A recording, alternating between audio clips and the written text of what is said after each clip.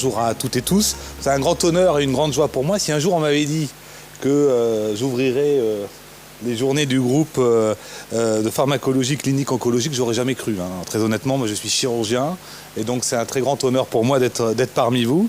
Je voulais également souhaiter la bienvenue dans notre belle ville à votre présidente, Fabienne Thomas, qui nous vient de la Ville Rose, de Toulouse.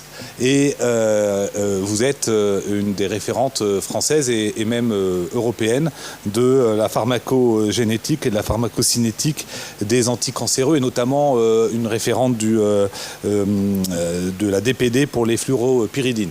Donc vous voyez, j'ai essayé de rentrer dans le sujet. Dijon et plus largement la région Bourgogne-Franche-Comté a un passé et un présent sur ces thématiques-là, avec un ancrage local depuis de longues années.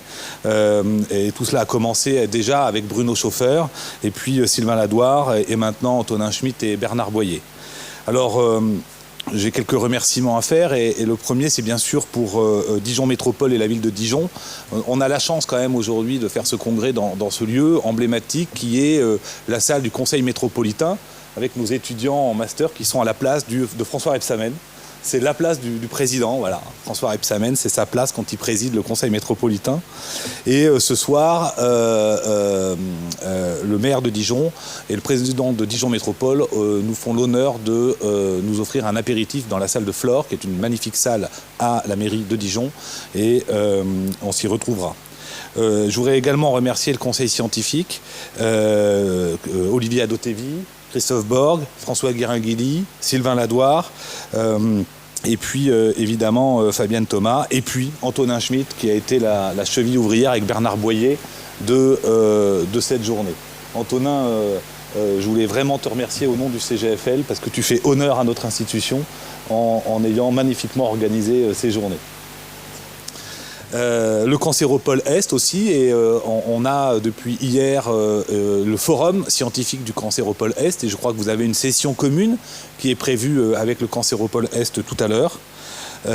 Évidemment, et je crois que Fabienne Thomas y reviendra, et c'est très important et je tiens à le faire, les laboratoires pharmaceutiques, car sans eux, nous ne pourrions pas organiser ce type de manifestation. Pierre Fabre, Seagen, GSK, Lilly, et puis également Accor, Astella, AstraZeneca, Eisai, MSD, Pfizer, Novartis, Promis, Servier et BMS. Et je tiens à le faire parce que c'est très très important, ils sont très importants pour pouvoir qu'on continue d'organiser ce type de manifestation et ce type de congrès. Remercier l'ARC pour le financement des prix des meilleurs posters et meilleures communications orales. Et puis remercier les étudiants du M2 signalisation cellulaire et moléculaire, car je crois que sans vous, ces journées n'auraient pas pu avoir lieu.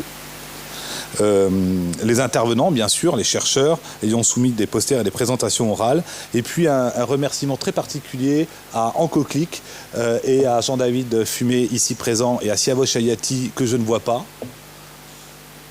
Il va arriver. Bon. Et qui vont permettre de retransmettre l'ensemble du congrès sur l'application. Le GPCO est un groupe d'Unicancer, donc en tant que directeur général de centre, je représente ici le président du groupe Unicancer, Jean-Yves Blé, et pour nous c'est évidemment très important d'avoir des groupes aussi dynamiques que vous, et dynamiques vous l'êtes, hein, puisque ces dernières années, en dehors d'essais cliniques et d'articles collectifs, vous avez été sollicité par l'INCA, la HAS ou bien l'ANSM pour des questions et l'élaboration de recommandations. Alors je vais citer ici 3 exemples, mais il y en a d'autres évidemment. L'utilisation du phénotypage de la DPD en pré-traitement des fluoropyridines, l'utilisation du voraxase en cas d'intoxication au méthotrexate, ou encore le risque d'interaction entre le cannabis thérapeutique, c'est un sujet vraiment d'actualité, et l'hormonothérapie ou l'immunothérapie. Et donc c'est un honneur pour Unicancer d'avoir en son sein des groupes aussi dynamiques que le vôtre. Et c'est un honneur pour nous de vous accueillir à Dijon. Et je vous souhaite un excellent congrès. Et je vous dis à ce soir pour l'apéritif et à ce soir pour le dîner de gala. Donc je vous souhaite de bien travailler. Merci.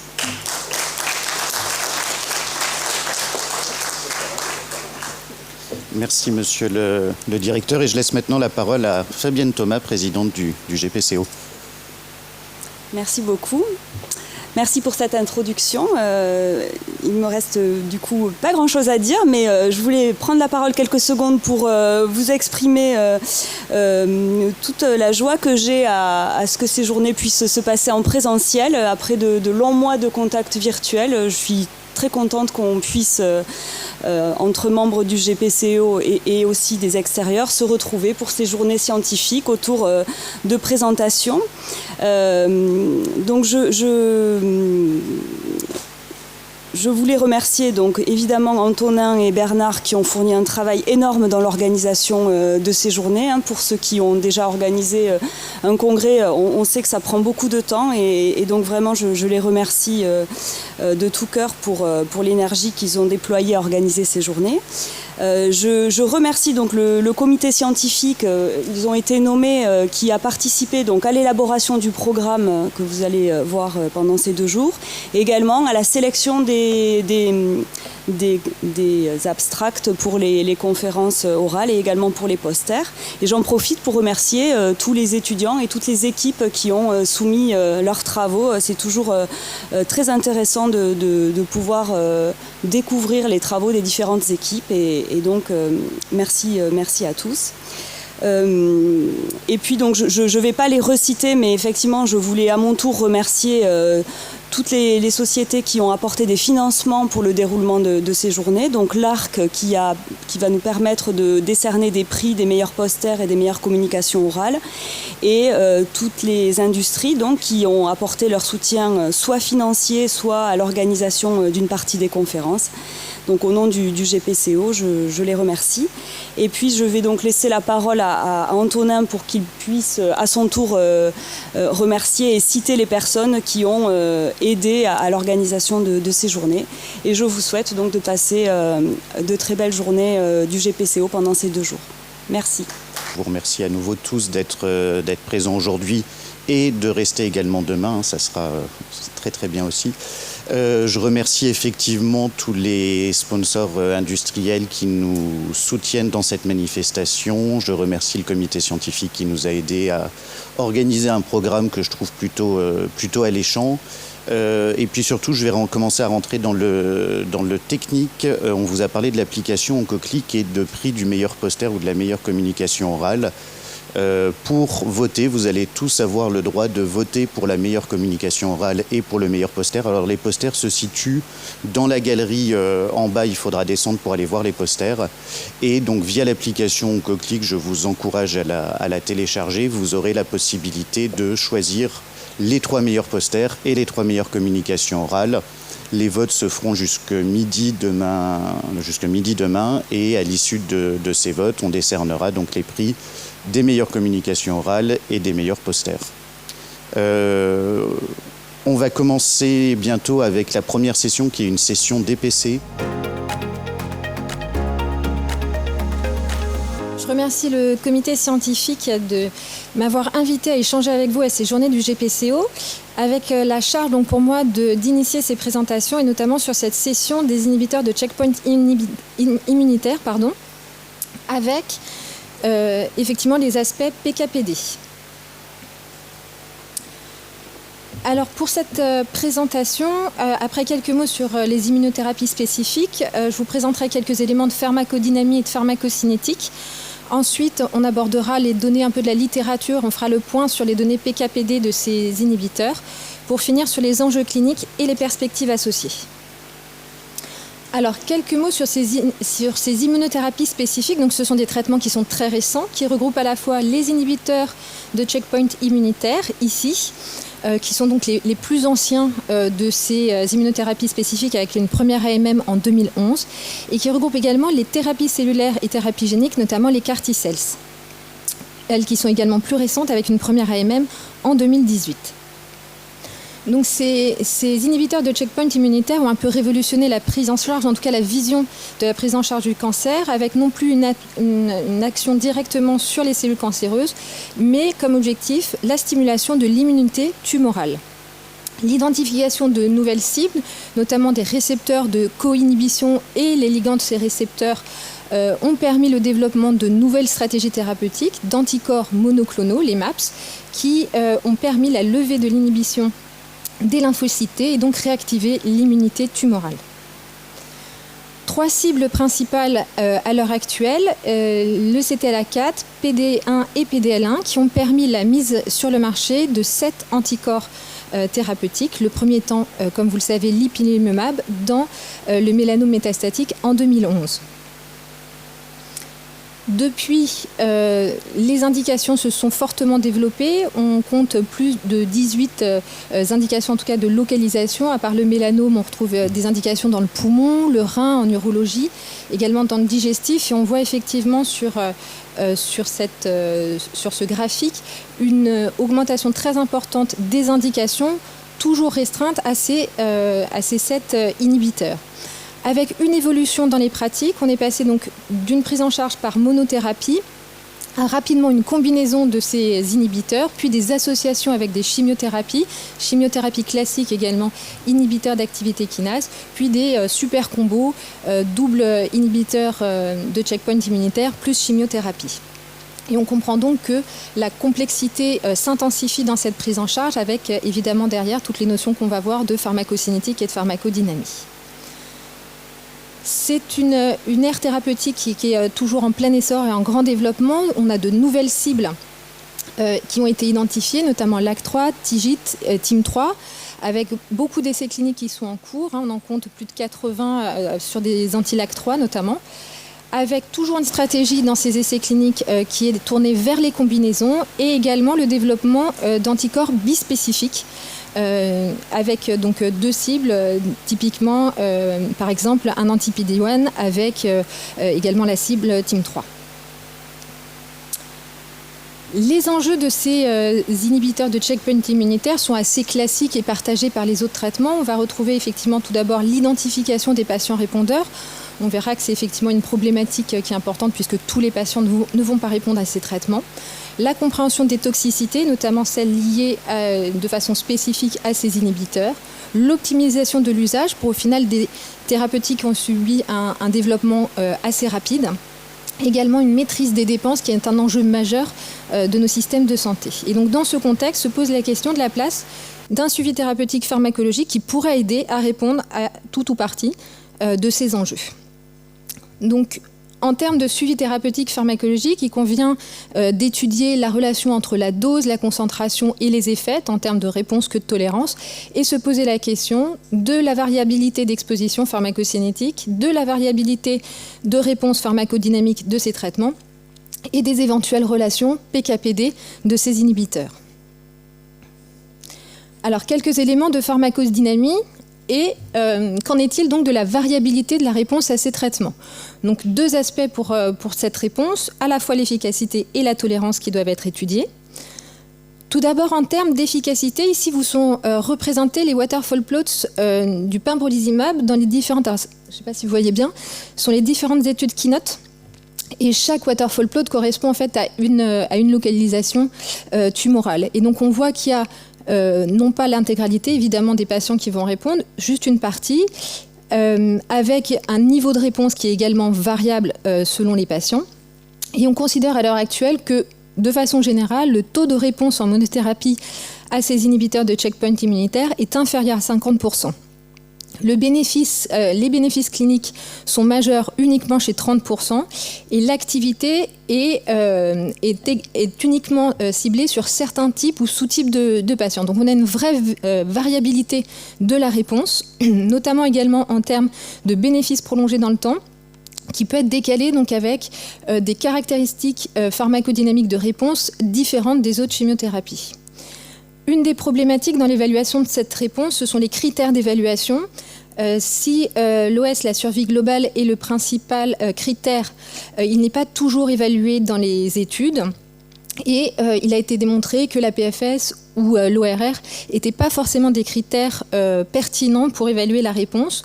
Des critères plus spécifiques, Related Response Criteria, ont été développés et sont un peu plus pertinents, mais n'ont pas toujours été utilisés.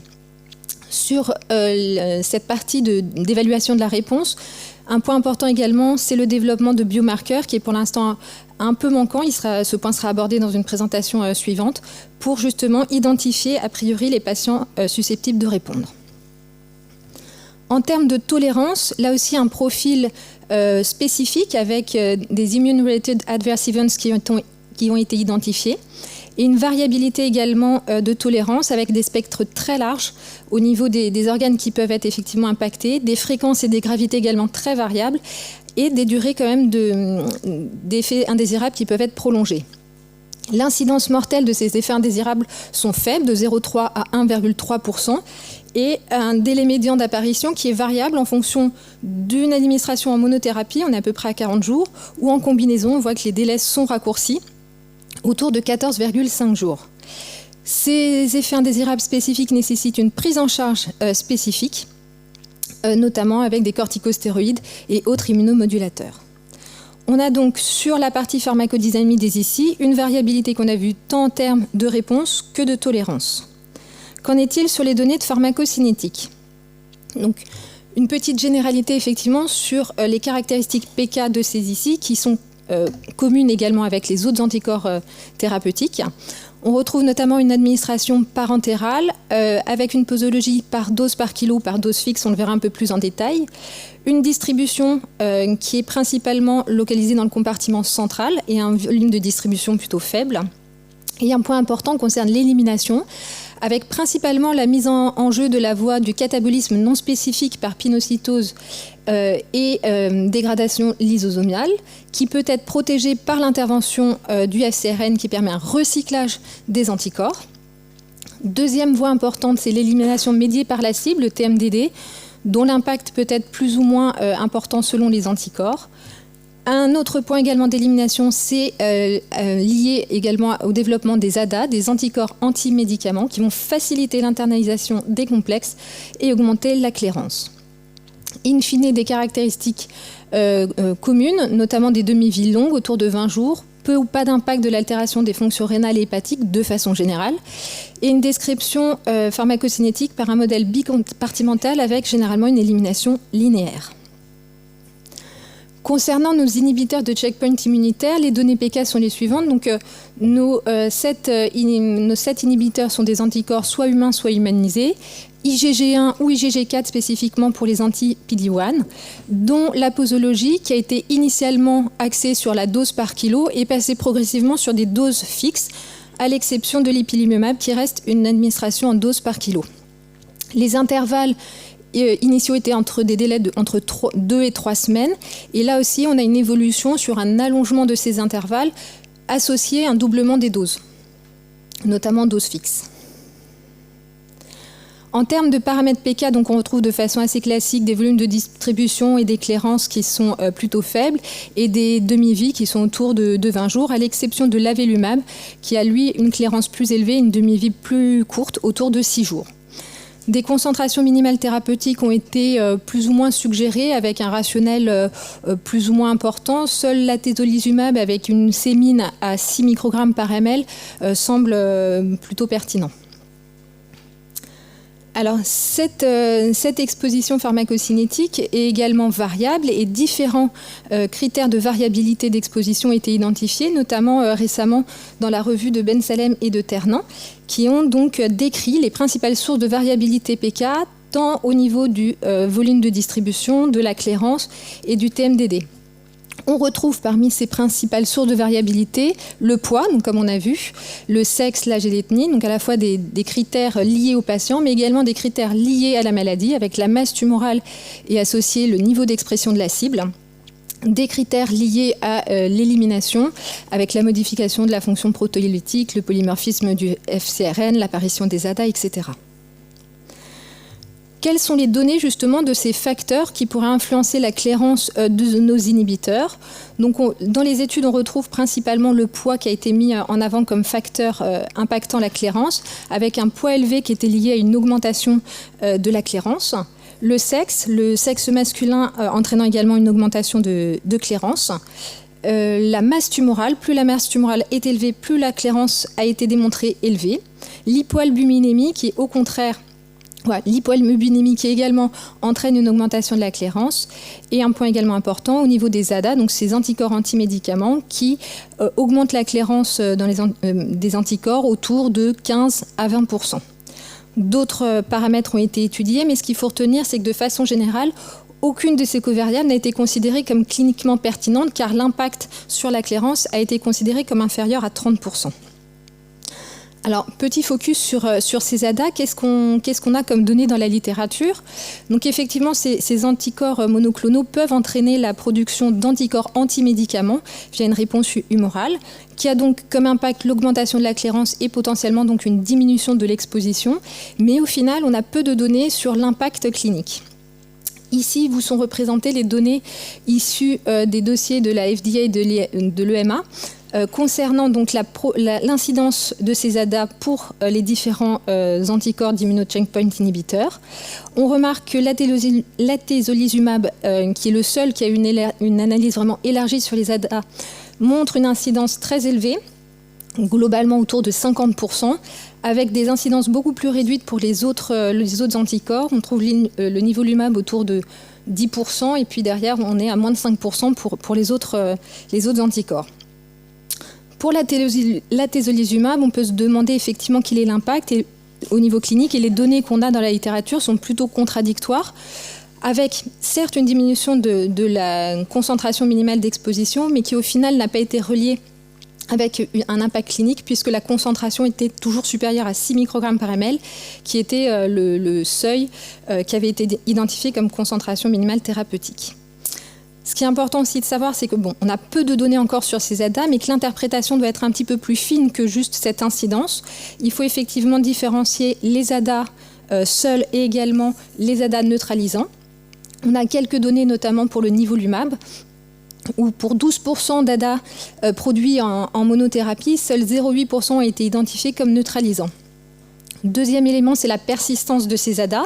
Encore très peu d'éléments dans la littérature. Pour le nivolumab, 0,3% d'ADA persistants ont été quantifiés et seulement 0,09% d'ADA neutralisants persistants. Donc on voit qu'effectivement l'impact, au vu de ces taux d'incidence faibles, peuvent être effectivement limités. Un point également important dans l'interprétation, au vu de l'évolution des pratiques, notamment sur les associations, c'est l'impact de l'association sur l'augmentation des ADA. Niveau plus IPI entraîne une augmentation des ADA de l'IPI de moins de 2% à 8,5% et pour le niveau de 12 à 26%.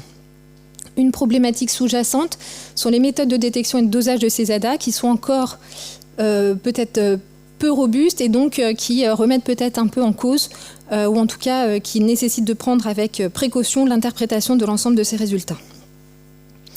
En termes de données pharmacocinétiques, pharmacodynamiques, alors peu de données, peu de recul, mais quand même quelques éléments. Tout d'abord, pour l'ipilimumab, le seul anti-CTLA4 avec une AMM. Il a été démontré une relation PK/PD tant en termes d'efficacité que de tolérance. Ici, les résultats d'une étude de Feng en 2013 qui montre donc à gauche l'estimation de la survie globale par Kaplan-Meier en fonction de la sémine à l'équilibre. Et on voit que les patients qui ont la sémine la plus élevée avaient une meilleure survie globale. À droite, en termes de tolérance, c'est la probabilité qui vous est représentée d'effets indésirables spécifiques aux immunothérapies de grade 2 et grade 3 également, avec une corrélation, plus la sémine était élevée, plus l'incidence était augmentée. Donc on a donc cette sémine à l'équilibre qui prédit tous les critères d'efficacité et également qui prédit de façon significative les événements indésirables spécifiques. Une illustration également plus chiffrée, quantitative. Donc on voit effectivement que pour des concentrations d'ipilimumab qui passent de 2 à 57 microgrammes par ml, l'efficacité en termes de réponse complète et de réponse partielle augmente de 6 à 25% et la probabilité d'effets secondaires, notamment de grade 2, passe de 9%, 9-10% à plus de 50%. On a donc pour l'ipilimumab une relation exposition-réponse qui est en faveur de la mise en place d'un suivi thérapeutique pharmacologique, notamment à travers la sémine à l'équilibre, qui pourrait être utile pour optimiser les traitements, notamment chez les non-répondeurs et chez les patients présentant des effets indésirables. Pour les anti-PD-1, quelles sont les corrélations? Existe-t-il une corrélation significative entre l'exposition et la réponse? Pour le nivolumab, quelques données contradictoires. Une seule étude dans le poumon qui a montré effectivement une corrélation potentielle sur le critère de l'ORR uniquement. qui est donc en contradiction avec les autres données publiées. Et un point aussi important sur le nivolumab, c'est que d'autres études ont mis en évidence un plateau entre exposition et réponse pour des posologies faibles, notamment dans le mélanome et dans le rein pour des posologies supérieures à 1 mg par kilo, et pour le poumon, des posologies supérieures à 3 mg par kilo. Pour les autres inhibiteurs, que ce soit en termes d'efficacité et de tolérance, aucune corrélation n'a été mise en évidence entre l'exposition et la réponse. Pour les anti-PD-L1, même question, existe-t-il une corrélation significative exposition-réponse? Globalement, des données contradictoires. Et pour l'avelumab, une corrélation éventuelle, mais la littérature met en avance des notions de facteurs confondants qui viendraient en fait remettre en cause en fait cette soi-disant relation exposition-réponse, notamment avec l'identification de l'évolution de la clairance dans le temps pour ces inhibiteurs. En effet, c'est une des caractéristiques qui est partagée par les anti-PD-1, les anti-PD-L1, mais pas avec les anti-CTLA4, c'est l'évolution de la clairance dans le temps. Cette évolution, c'est une diminution de la clairance dans le temps qui peut aller jusqu'à plus de 30%, notamment avec le Pimbro, le Cemiplimab ou encore l'avelumab. Alors cette évolution de la clairance dans le temps, comment est-ce qu'on peut l'expliquer? On a vu déjà que à l'état basal, la clairance était impactée par de nombreux facteurs de variabilité, qu'ils soient liés au patient ou à la maladie. L'évolution de cette clairance dans le temps, même si les mécanismes ne sont pas encore compris, ont été principalement liés au statut de la maladie, tant au niveau de la taille de la tumeur. On a vu que la clairance diminuait quand la taille de la tumeur diminuait également. Deuxième élément, c'est lié à cette diminution de la clairance, c'est la cachexie, qui est donc liée à des maladies invasives et qui est le reflet d'un état de catabolisme avancé, en lien également avec une hypoalbuminémie qu'on a vu était liée à des modifications de clairance. Donc on aurait une dégradation rapide des protéines, dont potentiellement ces inhibiteurs. Troisième élément, c'est l'élimination dépendante de la cible, avec une corrélation possible entre cible donc, et état de la maladie, diminution de la masse tumorale qui entraîne une diminution des cibles et donc une diminution de la clairance. Au vu de cette évolution de la clairance dans le temps, s'est posé la question d'un lien, d'une corrélation entre cette évolution et la réponse aux inhibiteurs. Pour le nivolumab, Liu et al. Ont montré en 2017 qu'effectivement, il y avait des liens entre le niveau de diminution de cette clairance et la réponse, tant au niveau des études dans le poumon que dans le rein ou dans le mélanome. On avait donc une clairance, tout d'abord, qui était élevée à baseline, qui était corrélée à une mauvaise réponse, et une réduction accrue de la clairance qui était liée également à une meilleure réponse, avec des pourcentages qui étaient assez similaires, quelle que soit l'indication. Globalement, une réponse complète était associée à une diminution de la clairance de l'ordre de 45%, une réponse partielle, moins 35%, une maladie stable, moins 25%, et une maladie qui progresse à moins 20%. Et donc, ces études suggèrent que cette clairance, cette évolution de la clairance pourrait être un marqueur précoce d'efficacité. Pour le pembrolizumab, également, des données sur cette évolution de la clairance et ce lien tout d'abord entre clairance à baseline et réponse, et également une association entre le changement, l'intensité du changement de cette clairance et une meilleure réponse, avec une nouvelle fois une suggestion de l'utilisation de cette modification de la clairance comme marqueur précoce de la survie. Pour l'avelumab, moins de données et des données aussi contradictoires. Ici, les résultats d'évolution donc, de la clairance en fonction de la réponse dans deux cancers, les cancers urothéliaux et cancers à cellules de Merkel. Et là, cette association diminution de clairance-réponse a été uniquement démontrée, mise en évidence dans les cancers à cellules de Merkel. Quels sont maintenant, pour finir, les enjeux et les perspectives ? Donc au final, quelle est la place éventuelle ou quelle serait la place éventuelle du suivi thérapeutique de ces inhibiteurs de checkpoint immunitaire ? Alors, tout d'abord, un des points importants, c'est de savoir est-ce qu'on a une fenêtre thérapeutique étroite qui justifierait ce suivi thérapeutique. Au final, pas vraiment, puisqu'il y a peu ou pas de DLT. Par contre, on a vu que les doses utilisées entraînaient des surexpositions très probables et que donc il y avait peut-être cette fois-ci une cible, non pas d'une fenêtre thérapeutique large, mais d'une cible vers l'efficacité qui pourrait être pertinente. En termes de variabilité interindividuelle d'exposition, les données sont en faveur de variabilité entre 15 et 38% sur les paramètres PK de clairance et de volume de distribution, qui sont a priori pas des facteurs limitants, avec une probable sous-estimation, puisque ces données viennent des essais cliniques sur une population un peu contrôlée. En termes de relation concentration-effet, on a vu cette démonstration de corrélation uniquement pour l'ipilimumab. On a même une fenêtre qui a été proposée, qui est à prendre avec précaution, qui est évidemment à évaluer. Alors que pour les autres inhibiteurs, anti-PD-1, anti-PD-L1, on n'a pas de niveau de preuve suffisant pour cette relation. Par contre, la clairance à l'état basal et son évolution sont des éléments importants pour l'évaluation de la réponse. Quatrième point, mais qui est un point fondamental, ce sont les méthodes analytiques disponibles. On a besoin d'avoir des méthodes validées et standardisées et de savoir ce qu'on mesure. Et ça, les développements sont effectivement en cours. Donc ce point, effectivement, sur les aspects analytiques, c'est une perspective et un enjeu très important. Historiquement, comme vous le savez, ces anticorps étaient plutôt dosés par méthode ELISA, qui au final ne sont pas adaptés à la fois dans les pratiques cliniques et dans les pratiques cliniques et qui est progressivement remplacé par des dosages par LCMS-MS qui à la fois permettent le dosage de forme totale et qui permettent une robustesse importante, notamment avec le développement d'anticorps marqués.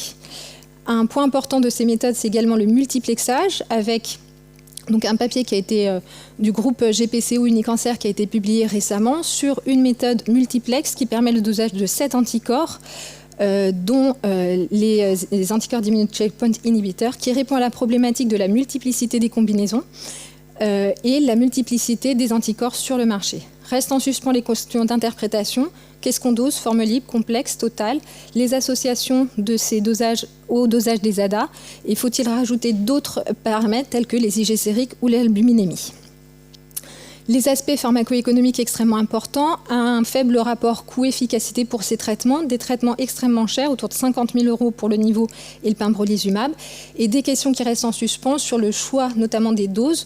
Nivo et Pembro, on voit qu'il y a des doses particulièrement élevées qui ont été utilisées. Le Pembro, quand il est passé sur des doses fixes, a été défini sur une référence de poids à 100 kg, donc des doses très élevées.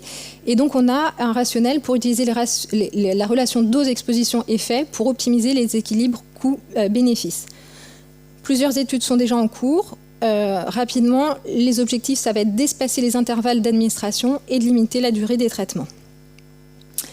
L'évolution des pratiques, pour finir, donc on a vu les combinaisons des inhibiteurs entre eux et avec d'autres stratégies thérapeutiques. Également une évolution sur les modalités d'administration, notamment les administrations par voie intratumorale, qui questionnent les deux sur les modalités d'évaluation, d'impact des toxicités, d'impact PK et de relation PK-PD.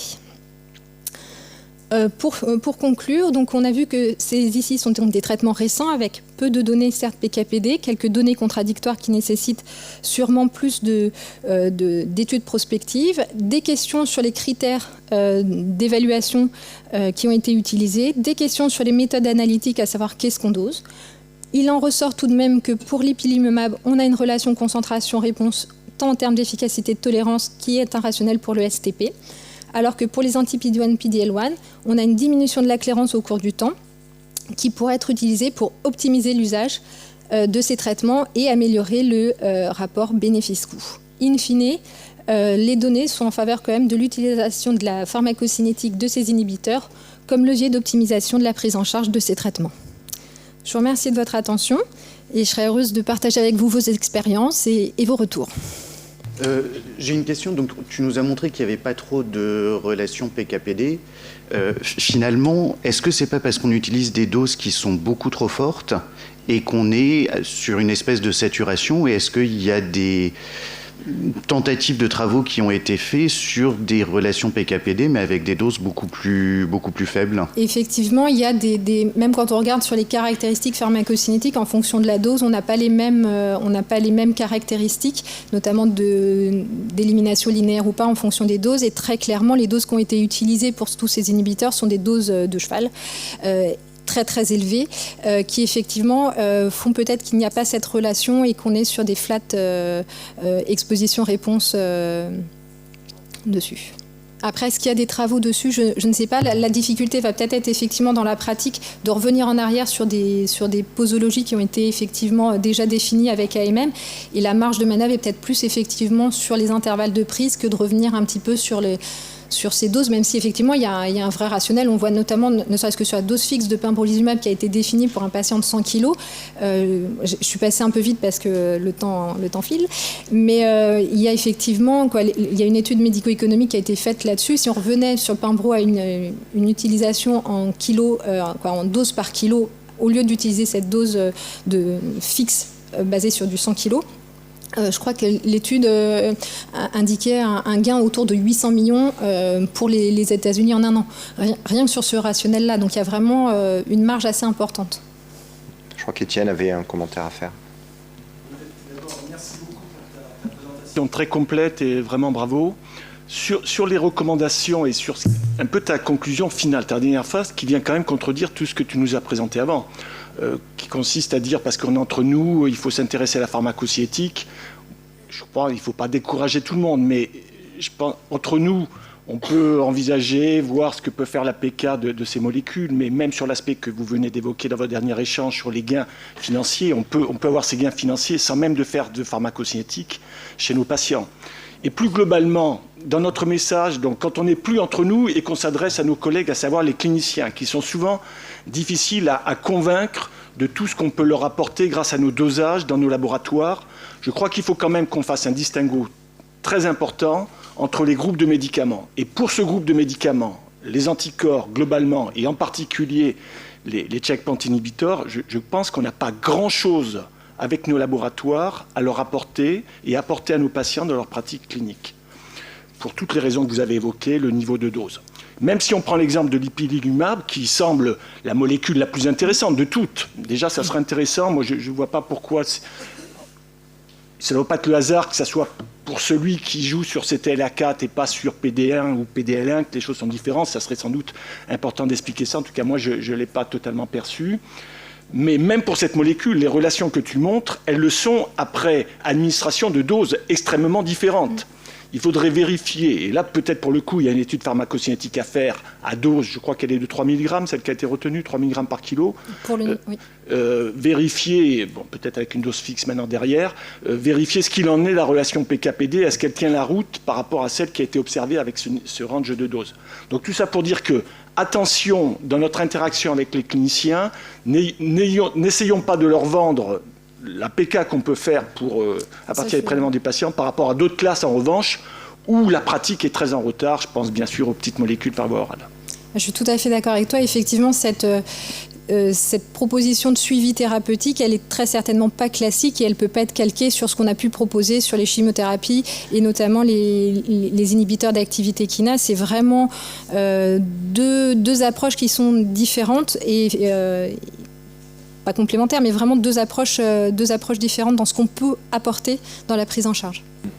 Moi, simplement pour compléter ce que tu as dit, Étienne, il y a quand même, alors c'est peut-être très clinicien indépendant, mais nous, sur la PHM, sur le site de la PHM, on a une vraie demande de la part de nos amis oncologues pour les aider, alors non pas à gagner l'efficacité, parce qu'effectivement c'est un petit peu flouté, mais pour déterminer une fréquence d'administration qui serait peut-être un peu plus rationnelle par rapport à une simulation qu'on ferait de la clairance et du temps qu'il faudra à chaque patient pour se rapprocher des trough levels, enfin des concentrations résiduelles associées à l'engagement de la cible. Et autant la dose, je ne pense pas que personne ne la changera parce que c'est trop compliqué, ne serait-ce qu'au niveau réglementaire. Par contre, jouer sur les fréquences d'administration, les rhumatologues par exemple, ici, ils sont très très en demande, c'est des MAB également, et typiquement les rhumatologues qui ont commencé avant nous, ils sont également à la recherche d'outils qui leur permettraient, on va dire, d'utiliser au mieux leurs molécules, au moins en termes de fréquence d'administration. J'avais juste une dernière question, qui est une question très ouverte, c'est pas une question piège, à propos du TMDD. Alors, qui rentre dans l'inversion de causalité potentielle entre la pharmacocinétique et la pharmacodynamie lorsqu'on s'intéresse à la PK-PD des MAB. Donc c'est un grand débat qu'on a notamment avec Étienne, avec d'autres personnes au sein du GPCO. Mais alors, je veux bien comprendre que le tumor burden et la masse antigénique puissent capter l'anticorps et ce faisant augmenter la clairance, faire chuter les concentrations et de ce fait la progression de la maladie va impacter sur la pharmacocinétique. Et donc, en fait, la pharmacocinétique est une conséquence de l'évolution de la maladie. Mais typiquement, avec des anti-PD-1, tu as beaucoup parlé du nivolumab, du pembrolizumab, la masse antigénique, c'est l'infiltration lymphocytaire. Et en fait, moi, j'arrive pas à comprendre, quand on voit les time variant clearance, comment, globalement, on est en train de nous dire qu'au plus il y a de lymphocytes dans la tumeur, au plus la clearance est élevée et au plus mauvais le pronostic. Et moi, on m'a toujours appris que non, que quand il y avait beaucoup de lymphocytes, c'était plutôt une condition pour assurer une bonne efficacité des immune checkpoint inhibiteurs. Il y a une contradiction que j'arrive pas à m'expliquer. Et si quelqu'un a la solution, je serais ravi de l'entendre et l'explication. Parce que du coup, enfin, moi j'ai beaucoup de mal avec ce concept-là, appliqué notamment aux anti-PD-1. Je suis d'accord avec toi, effectivement, tout n'est pas forcément bien compris. Même l'implication de cette voie-là, qui au final, aux doses utilisées de toute manière, vont être saturées, donc quel est réellement derrière aussi l'impact? C'est en termes d'élimination et donc de pharmacocinétique, il y a beaucoup d'interrogations et de points discordants dans la littérature sur le TMDD. Mais en immunothérapie, les checkpoint inhibiteurs, c'est pas le TMDD qui est responsable de la diminution de la clairance avec le temps. C'est les autres facteurs que tu as cités à côté de ça avant, qui sont l'amélioration de l'état général, une protéolyse qui est moins importante, une albuminémie qui se normalise. C'est à ce niveau-là que les choses se passent. Pas le TMDD pour l'immunothérapie. Sur la clairance, on a vu surtout que ça avait été décrit pour les monothérapies, avec le fait que les traitements, notamment anti-PD1, PD-L1, sont utilisés de plus en plus, soit en combinaison avec d'autres immunos, soit avec de la chimio.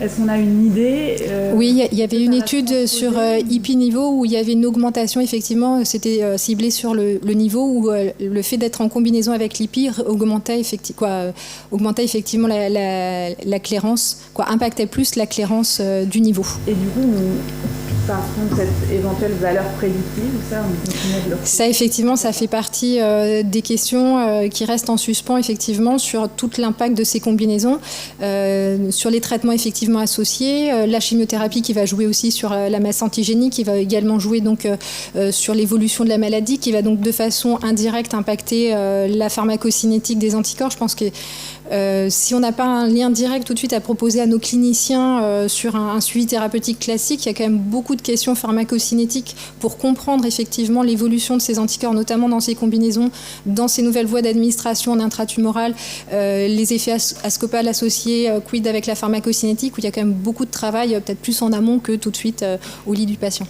Merci. Pour commencer un peu la survol de le sujet aujourd'hui.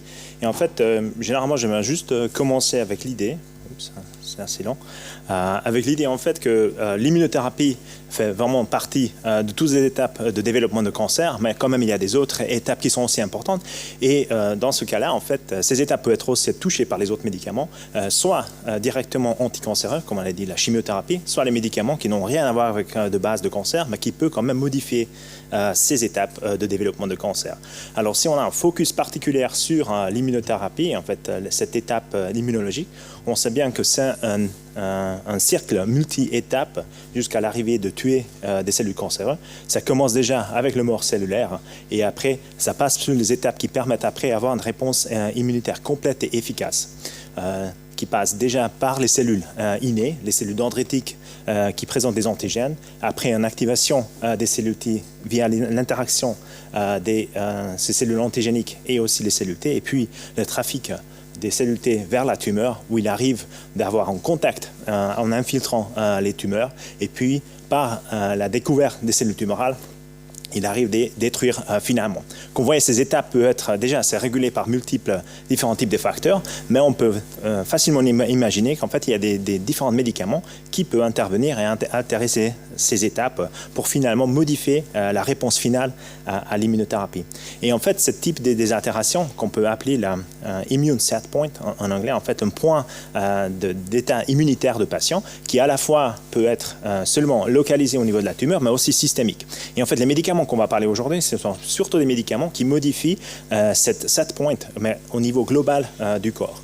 Pour comprendre un peu les marqueurs qui peuvent prédire la réponse, évidemment, on peut déjà commencer avec les facteurs intratumoraux, et notamment un des marqueurs plus fréquemment utilisés, l'expression de protéine PDL1, qui est un cible de l'interaction ciblant PD1, PDL1 inhibiteur, et on voit qu'il y a un enrichissement de certains patients pour la réponse chez les patients qui ont des autres niveaux d'expression de ce marqueur. Mais on voit quand même qu'il y a beaucoup de variations au niveau des réponses. Il y a certains patients qui, malgré la présence de ces expressions de ces protéines intratumorales, ne répondent pas. Si on prend de nouveau une image globale, qu'est-ce qui peut se passer et qu'est-ce qui peut définir cette immune set point, on voit qu'il y a déjà des éléments liés au cancer, après des éléments liés à la cible et les molécules thérapeutiques, mais après des autres éléments qu'en fait on commence à découvrir, notamment entre autres les facteurs environnementaux. Les médicaments qu'on utilise associés aux inhibiteurs fait partie de cet élément environnemental, aussi avec une étroite relation avec la microbiome. Le microbiome qui est défini par rapport à l'environnement. Et en fait, notamment dans cette figure de Ira Mellman, ils ont déjà marqué certains médicaments, comme par exemple les anti-inflammatoires non stéroïdiens, la vitamine A, qui peut modifier, par exemple, le priming, l'activation des cellules T. Voilà, si on regarde de nouveau un peu globalement, quels sont des éléments qui peuvent modifier cette immune set point, le système immunitaire, mais la nutrition, les médicaments qui arrivent avec la nutrition, la diète, est un élément clé en définissant le système immunitaire, mais les autres éléments qu'aujourd'hui on ne va pas toucher, mais notamment l'exercice, faire le travail, faire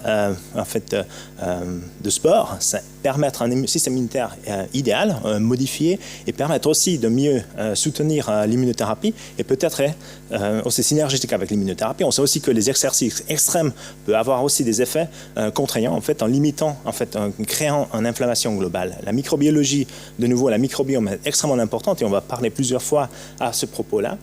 Il y a des connexions neurologiques avec le cancer, le comportement, l'état dépressif ou non dépressif des patients. On peut aussi définir la fonction des systèmes immunitaires. Le moelle osseuse a aussi des impacts. Alors, une moelle osseuse qui est mal définie peut avoir des effets. Et après, dans ce contexte, en fait, c'est une revue spatiale. Ici, il y a aussi la radiation qui peut modifier globalement les comportements du système immunitaire. Alors, on va commencer avec les stéroïdes, qui est souvent le plus fréquemment touché comme question, comment utiliser ou comment pas utiliser les stéroïdes. Pourquoi ces problèmes avec les stéroïdes? Mais les stéroïdes, ils ont des effets pléiotropiques sur le système immunitaire, notamment en commençant le plus important, un effet sur les cellules T. Les cellules T peuvent être modifiées par les stéroïdes au niveau de la maturation, comment il arrive dans le système global. Après, il y a des fonctions, des multiples cellules de sous-types de cellules de système adaptif, notamment il modifie les cellules T helper, les cellules Th1 et 2. Il peut aussi augmenter l'activité ou la présence des cellules régulatrices négatives, les FOXP3 positives, qui sont vraiment des mauvais acteurs dans le système immunitaire de la tumeur et bloquent la réponse immunitaire. Et après, il peut aussi modifier, par exemple, les T folliculaires helper, c'est le molécule qui permet de créer, par exemple, les lymphostructures lymphoïdes tertiaires dans la tumeur et de nouveau en bloquant la réponse. Les stéroïdes aussi modifient le trafic des cellules T et notamment en utilisant les stéroïdes, on peut éliminer la circulation des cellules T et comme ça, on peut bloquer l'arrivée des cellules T qui ont été antigéniquement activées pour attaquer la tumeur par l'immunothérapie. Mais ce n'est pas le seul effet. Les stéroïdes peuvent aussi être capables de bloquer l'immunité innée et notamment ils bloquent la fonction des neutrophiles, les macrophages et aussi les cellules NK. Alors globalement, l'idée c'est en commençant l'immunothérapie, on ne doit pas donner les stéroïdes et notamment cet article ici a vraiment montré l'impact négatif des stéroïdes. Ici, ils ont utilisé, et en fait souvent c'est d'utiliser un limite de 10 mg d'équivalent de prénisolone. Et en fait dans cette étude, dans deux cohortes différentes, un aux États-Unis, MD Anderson et le deuxième à IGR, ils ont pu démontrer déjà que les patients avec plus de 10 mg de prénisone, il y avait un taux d'inférieur de la réponse. Et aussi, au niveau de la surveillance en progression et la surveillance globale, il y avait un impact négatif sur ces patients. Alors, à cause de ça, dans la majorité des centres, on essaie de limiter l'utilisation des stéroïdes avant de commencer l'immunothérapie. Le taux de stéroïdes reste en question de débat. Cette 10 mg est quand même assez bien défini, mais par exemple, dans les cas des tumeurs de cerveau, des glioblastomes, certaines permettent une augmentation de cette dose jusqu'à même à 20 mg. Une autre question avec des stéroïdes, qu'est-ce qu'on fait si les patients sont déjà sous traitement et après ils développent les effets secondaires comme un traitement secondaire? On voit dans cette analyse qu'en cas d'utilisation des stéroïdes, chez les patients qui étaient initialement naïfs à la stéroïde, il n'y a pas des effets par rapport à des patients qui n'ont jamais vu des stéroïdes. Ici, en comparant les courbes jaunes et bleu, mais à savoir que les patients qui étaient initialement sous traitement de stéroïdes, de nouveau, ils ont un survie inférieur, même s'ils utilisent encore des stéroïdes après. Il y a encore des questions, quoi de faire avec l'immunothérapie après l'exposition aux stéroïdes, avec le re-challenge, recommencer l'immunothérapie. Là, la question c'est encore plus compliquée. Souvent, en fait, on a aperçu que les patients répondaient quand même un peu moins bien à l'immunothérapie s'ils étaient fortement pré-traités avec les stéroïdes préalablement. Comme ça, globalement, l'utilisation de stéroïdes est de l'idée de limiter au maximum possible, mais dans l'indication de nécessité de bloquer une activation anormale de la système immunitaire, c'est inévitable d'utiliser des stéroïdes. Alors, un autre classe des molécules potentiellement intéressantes, c'est les antidiabétiques oraux et notamment metformine. Metformine a des effets vraiment de nouveau très pléiotropiques comme les stéroïdes. Il modifie à la fois les cellules cancéreuses, il modifie les différents signes de signalisation, notamment mTOR. Il est capable de dégrader le niveau d'expression de PD-L1 sur la surface des cellules tumorales et aussi sur la surface des cellules immunitaires. Il modifie ROS, il modifie CD73. Et par rapport de ces effets, en fait, les metformines étaient aperçues comme une molécule qui peut avoir des différents effets. Et en fait, c'est toujours pas très clair quel est l'impact définitif. Il peut à la fois avoir des effets immunostimulateurs, notamment en agissant directement sur les cellules tumorales, avec de nouveau blocage de l'expression de PD-L1, diminution d'un niveau hypoxie dans la tumeur qui permettent souvent une meilleure pénétration des cellules T, et après aussi modification de la sécrétion des chemokines qui peut bloquer l'interaction avec le système immunitaire. À l'autre côté, metformine a aussi des effets éventuellement immunosupprimants, notamment au niveau des macrophages et le myeloid-derived suppressor cells, des cellules innées qui sont des fonctions négatives. Mais un élément intéressant sur le metformine, en fait, qu'il y a des études qui ont démontré qu'en utilisant le metformine, en bloquant un kinase dans les cellules T, et notamment des cellules T particulièrement intéressantes pour l'immunothérapie, les cellules T exhaustées, qui ont été déjà exposées aux antigènes, mais qui ne sont pas dans mesure d'attaquer les cellules tumorales. En utilisant le metformine, l'idée c'est qu'on peut les modifier pour les faire fonctionner de nouveau contre les cellules tumorales. Est-ce qu'il y a des niveaux d'évidence? On a des niveaux d'évidence au niveau de la préclinique. On a dans cette étude, en utilisant un modèle de souris transplantable avec les mélanomes, qu'en utilisant metformine ou PD-1 individuellement, il n'y a pas d'effet, mais par contre, en combinaison, il y a quand même un bénéfice en utilisant metformine et un anti-PD-1. Et il y a quand même aussi des données déjà publiées qui montrent en réalité que c'est vraiment peut être le cas chez les patients ici de cancer de poumon qui ont reçu de metformine déjà dans le base de leur traitement, et les patients qui n'ont pas reçu cohorte B, mais il y a une différence au niveau la survie de ces patients en deuxième, troisième ligne par rapport des patients qui n'ont pas reçu de metformine. Comme ça, on a déjà certains niveaux d'évidence, et en fait, je vais vous montrer aussi que nous, on trouve exactement le même type de corrélation avec le bénéfice de metformine. Après, les antibiotiques est un énorme sujet actuellement. De nouveau, c'est une interface entre les médicaments environnementaux et la microbiome. L'effet des antibiotiques, c'est assez clair. Ça modifie la microbiome intestinal. Et en fait, la question, c'était souvent, qu'est-ce qu'est l'effet final de ces différents types de traitements? Alors déjà, initialement, il y avait un impact détecté sur l'effet de la chimiothérapie. Ici, en montrant l'oxaliplatine.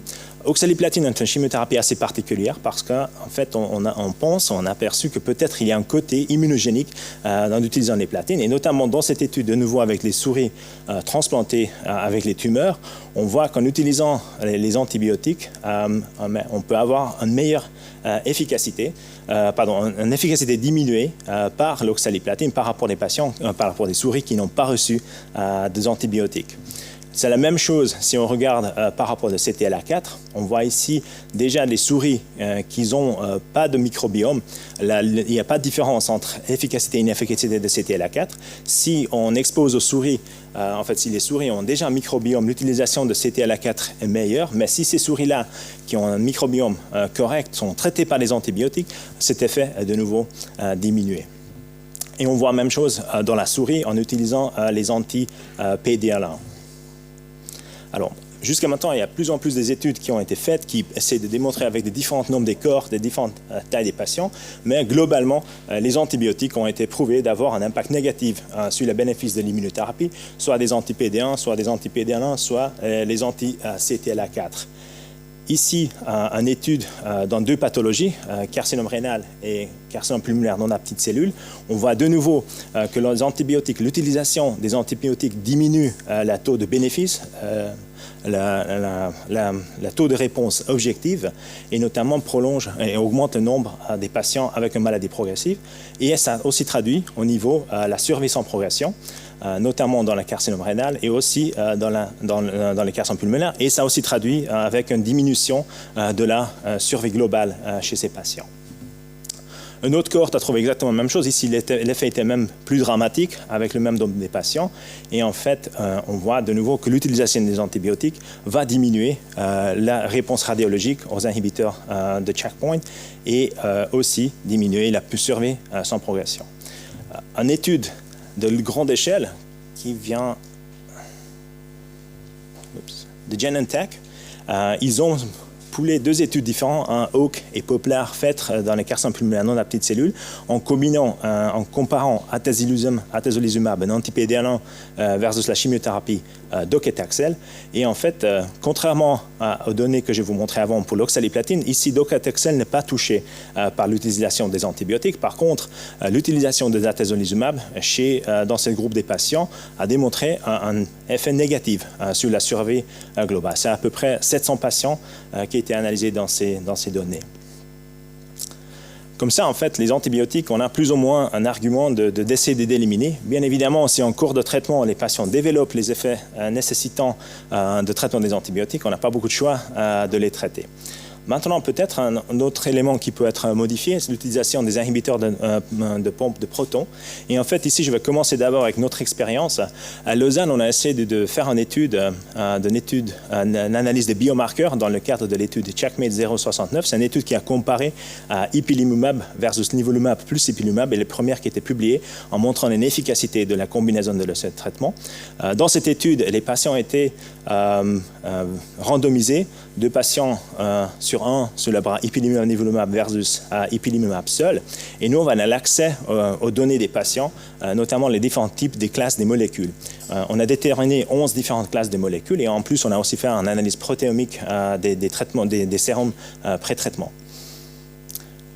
Voilà, ce sont des médicaments qu'on a pu regarder. Il y avait des statines, des opioïdes, des vitamines, aspirine, PPI, les inhibiteurs de ACE, les anxiolytiques, des bêta-bloqueurs, les sérotonines, les sélectifs inhibiteurs de réuptake de sérotonine, metformine et finalement les antibiotiques. Et quand on a fait des analyses, on n'avait pas des hypothèses pour certains médicaments, soit avant plus ou moins d'efficacité, mais un des médicaments, classe des médicaments qui sortait le plus fortement, c'était des inhibiteurs de pompe de protons. Et en fait, vous voyez ici, avec un hazard ratio de 2,5. Quand on a fait une analyse multivariée, qui est très très importante avec ce type d'études, parce qu'en fait, des différents types de molécules peuvent avoir des différents types d'impacts, les PPI ont resté toujours significatifs. On a aussi regardé la corrélation d'utilisation des PPI par rapport à des caractéristiques des patients. On a vu le stade tumoral n'était pas différent dans les 2 groupes. Le niveau de LDH, qui est parfois un facteur prédictif de la mauvaise pronostic des patients, n'était pas différent, ni le sexe des patients, ni la présence ou absence des mutations de BRAF. On a aussi regardé 2 caractéristiques assez spécifiques pour l'utilisation des inhibiteurs de proton-pompe. C'était l'obésité et l'âge. Et là, on n'a pas vu de différence non plus. À dire qu'en fait, dans cette étude particulièrement, la majorité des patients étaient des patients plutôt âgés. Et en fait, le médian de BMI était entre 30 et 35. La raison pour ça, c'était une étude particulièrement faite aux États-Unis. 95% des patients étaient américains et 5% français. Et en fait, quand on a regardé initialement la survie sans progression en fonction de PPI dans le bras ipilimumab plus nivolumab, on a vu une grosse diminution des patients qui prenaient des PPI. C'était à peu près 1/4 des patients qui étaient sous inhibiteurs de PPI. Et aussi, on a trouvé un trend par rapport à la diminution de la taux de réponse chez les patients sous PPI. qui est intéressant que, contrairement dans l'autre bras de l'étude ipilimumab, où il n'y avait qu'un tiers des patients, on n'a pas vu le même type d'effet. Et quand on a regardé également l'impact sur survie globale, mais on a retrouvé de nouveau cet impact négatif d'utilisation de PPI dans le bras d'ipilimumab-nivolumab, mais pas dans le bras d'ipilimumab seul. On a essayé de valider nos données. En fait, on a fait deux approches d'essayer de valider. Ça, c'est des données des cohortes autrichiens et suisses combinées. Et en fait, mais seulement chez les patients qui étaient soit traités avec nivolumab, soit avec pembrolizumab. Et en fait, on a pu démontrer le même type d'effet négatif détrimental chez les patients, à la fois dans le PFS et aussi par rapport à la réponse. Et en fait, nous, on a trouvé deux biomarqueurs qui étaient intéressants et qui étaient significativement différemment présents. Un, c'était NCAM1, un EuroCam1, et la deuxième, c'était GCSFR, c'est-à-dire le récepteur pour le granulocyte stimulating factor, qui est un protéine qui régule l'activité des neutrophiles dans le sang.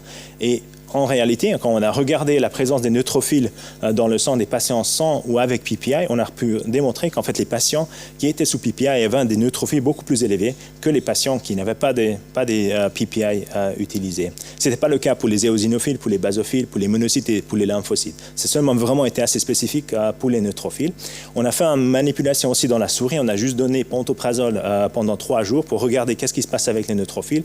Et on a pu démontrer qu'en réponse d'utilisation de PPI, juste après 3 jours, le nombre de neutrophiles a augmenté dans le sang, a significativement augmenté dans le sang des souris. L'autre chose qu'on a essayé de faire, et c'est devenu assez contradictoire, on a essayé de pooler encore de nouveau toutes les études à disposition qui étaient utilisées pour soit un nivolumab, soit un nivolumab pour l'ipilimumab. On a poolé 3 études ensemble.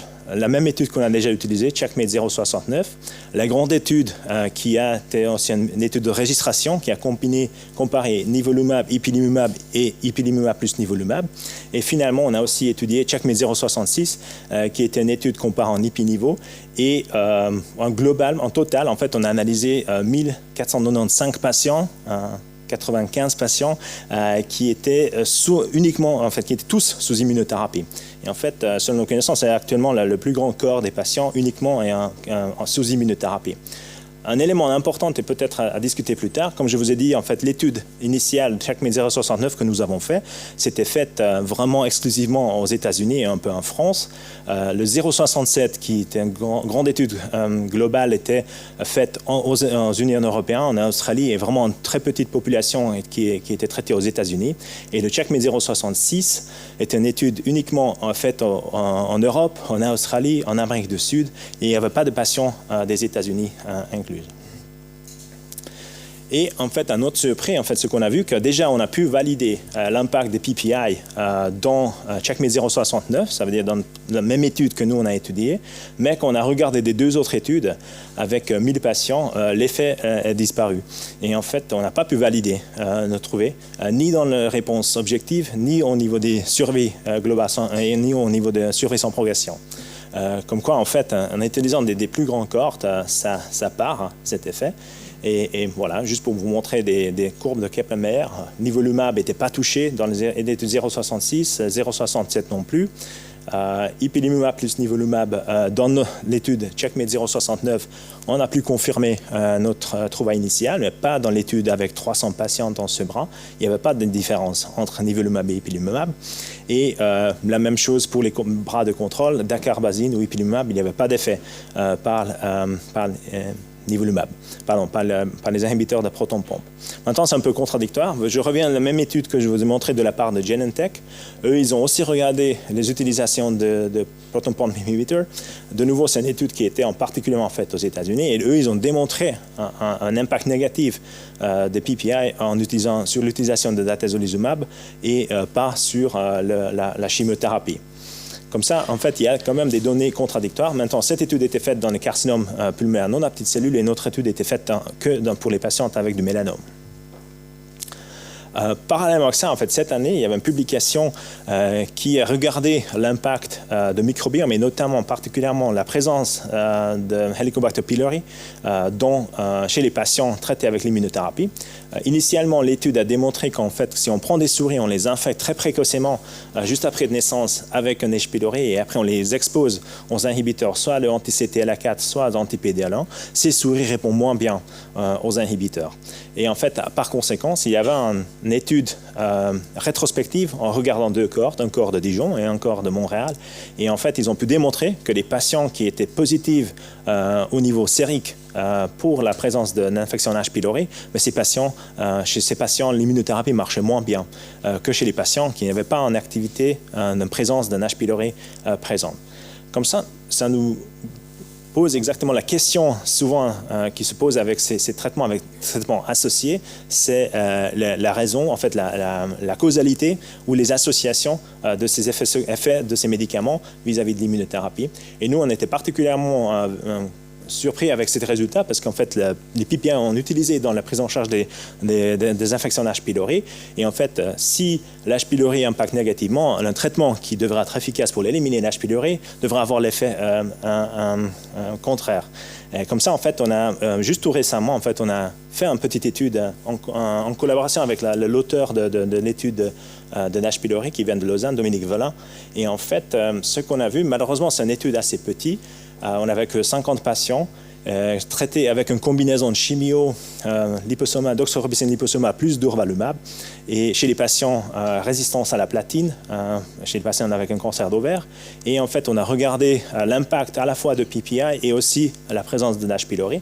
Qu'on voit ici, dans cette indication particulièrement, des femmes avec cancer d'ovaire, elles ont souvent sous des inhibiteurs de PPI, et plus que moitié des patients, contrairement de mélanome, et dans le poumon, il était plutôt vers 25-30%, et 24% des patients étaient positifs par notre analyse d'ELISA du sang pour l'H. pylori. Si on a regardé la majorité des patients, 75% des patients étaient positifs pour l'H. pylori qui utilisaient le PPI et 55% des patients utilisateurs de PPI étaient négatifs pour la présence d'H. pylori. Maintenant, ces données préliminaires, nous, on n'a pas trouvé vraiment un impact en fait, significatif de ces traitements, mais ce qu'on peut dire déjà, c'est que les patients qui étaient sans d'utilisation de PPI, ici montré en courbe bleue. Si on est comparé avec les patients qui étaient sous PPI mais sans la présence d'H. pylori, elle est exactement la même, ils se réveillent exactement de la même façon. Mais les patients qui étaient positifs pour l'H. pylori et aussi étaient sous inhibiteur de PPI, c'était des patients qui faisaient le pire. En fait, ces patients étaient le plus rapidement progressifs. Nous, on n'a pas trouvé vraiment de différence au niveau de la réponse, mais cette donnée préliminaire qu'on essaie de confirmer montre qu'il y a quand même des patients qui ont été sous PPI, mais ils ont réussi de faire une clairance d'infection de H. pylori. Peut-être ils n'auront pas le même effet que les patients qui sont sous PPI, mais sont toujours positifs pour H. pylori.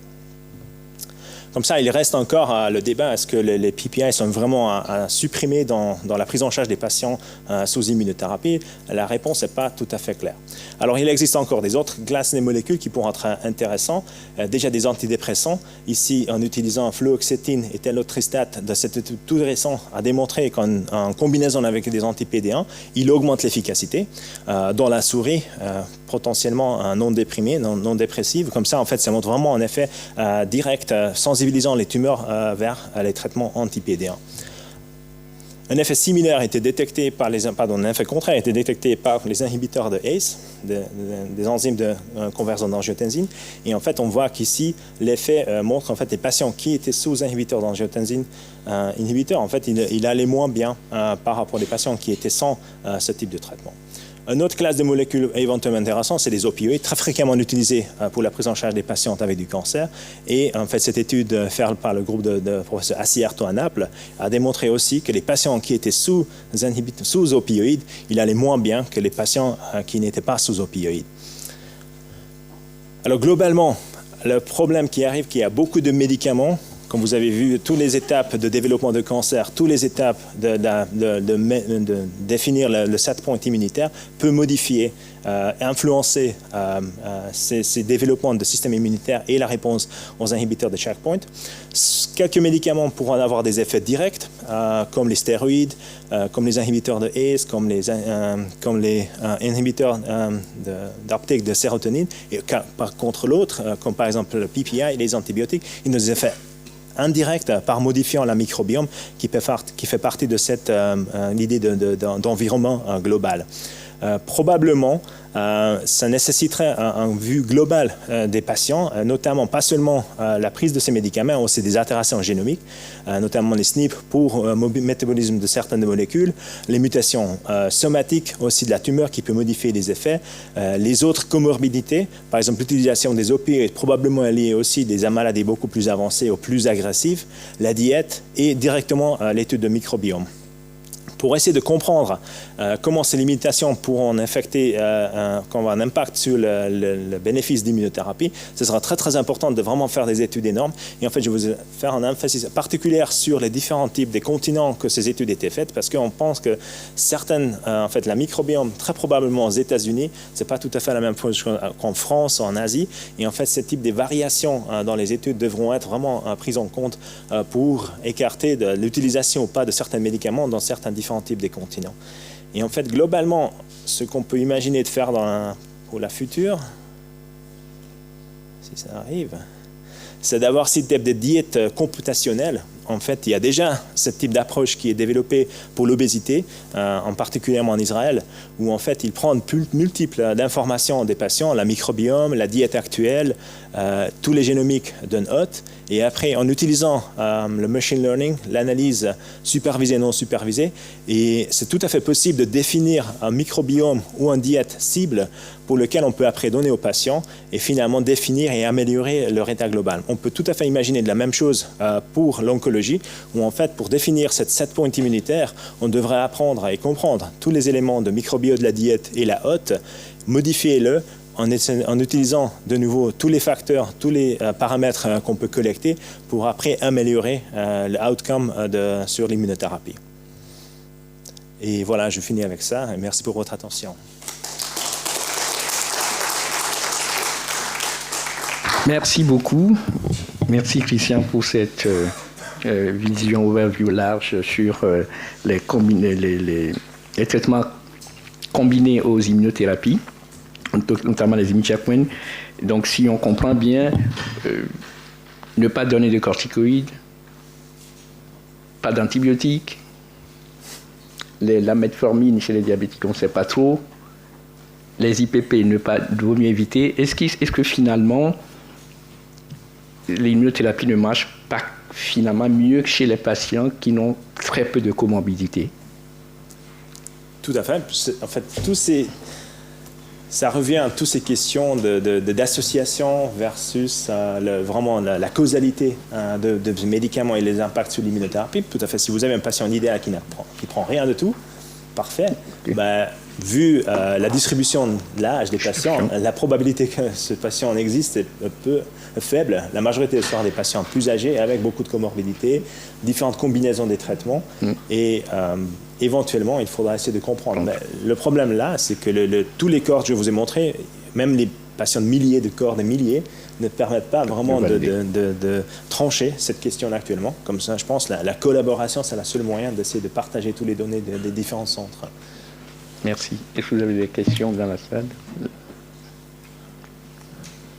Merci beaucoup pour votre présentation. Sur l'effet des antibiotiques, donc là c'était quand même assez cohérent, tous les résultats que vous avez montrés. On parle de quelle durée d'antibiothérapie dans ces études?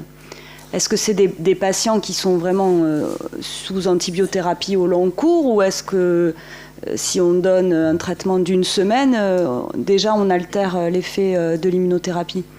Alors, les études que je vous ai montrées, en fait, les patients étaient en médian 2 mois. 2 mois d'antibiothérapie. 2 mois de traitement. Dans les 2 mois avant de commencer un traitement, il était sous influence des antibiotiques. C'est pas très clair la durée exacte. Est-ce qu'une semaine, ça a déjà influence tel de microbiome qu'après, il n'y a pas de réponse? La réponse est probablement plutôt non. l'idée, en fait, ce qu'on essaie de faire à Lausanne, c'est d'éviter des antibiotiques dans cette indication. Mais évidemment, par exemple, typiquement dans les cancers pulmonaires, quand il y a des infections pulmonaires, il n'y a pas beaucoup de choix de faire. Dans le mélanome, par exemple, il y a beaucoup de moins d'utilisation des antibiotiques. On essaie d'éliminer, faire des traitements locaux régionaux si on peut, au lieu de vraiment faire des traitements systémiques. C'est des questions qui restent. Et après, pas tous les antibiotiques ont les mêmes effets. Certains qui ont probablement cet effet, des autres non. Nous, on a aussi essayé de regarder les antibiotiques et en fait, quand on a essayé de trancher vraiment des différents types d'antibiotiques, les populations étaient trop petites pour vraiment prendre des conclusions. Mais typiquement, de faire un traitement d'antibiotiques avant de commencer l'immunothérapie, peut-être immédiatement avant, aura le plus grand effet. Par exemple, pendant sous-traitement, et ça aussi les cortisones, s'il y a déjà une réponse immunitaire qui a été induite, si après on fait des différents types d'interventions médicamenteuses, peut-être l'effet sera beaucoup moins important quand on fait avant ou tout de suite avant, de début. Excusez-moi, est-ce qu'il n'y a pas alors au-delà de l'impact sur le microbiote de l'antibiothérapie, est-ce qu'il n'y a pas un facteur de confusion lié au fait que le patient atteint de cancer qu'on a mis sur antibiothérapie, c'est pas parce qu'il a fait une toxémato précédemment et il avait une atteinte, ça passe une lymphopénie ou autre chose, qui en fait a un effet, un autre effet délétère sur la prise en charge immune par la suite? Comment on arrive en fait à faire le point entre... C'est difficile à dire parce qu'il n'y a pas des patients. En fait, le groupe contrôle qui sera de faire une toxicité hématologique et pas donner l'antibiotique, ils ont fait un agrafébrile, là, ça n'existe pas en fait. Tout vont recevoir. Comme ça, vraiment faire une comparaison directe et correcte, ça ne sera pas possible. Est-ce que les patients qui ont un système hématologique qui est beaucoup plus sensible, par exemple, vers la chimiothérapie, et après c'est des patients qui sont aussi plus fragiles ou répondent moins bien, je n'ai pas vu vraiment des études qui ont démontré ça. Nous, on n'a pas vu... on n'a pas vraiment vu de preuves de ça. Dans le mélanome, par exemple, nous, on a vu de l'impact d'antibiotiques. Là, les patients reçoivent maintenant quasi jamais la chimio, avant dacarbazine, mais même là. Et c'est un chimio assez peu efficace. Comme ça, peut-être plutôt pas. Ce n'est pas vraiment la sensibilité préalable à la chimio ou en fait les tox chimio qui définit après l'absence de réponse.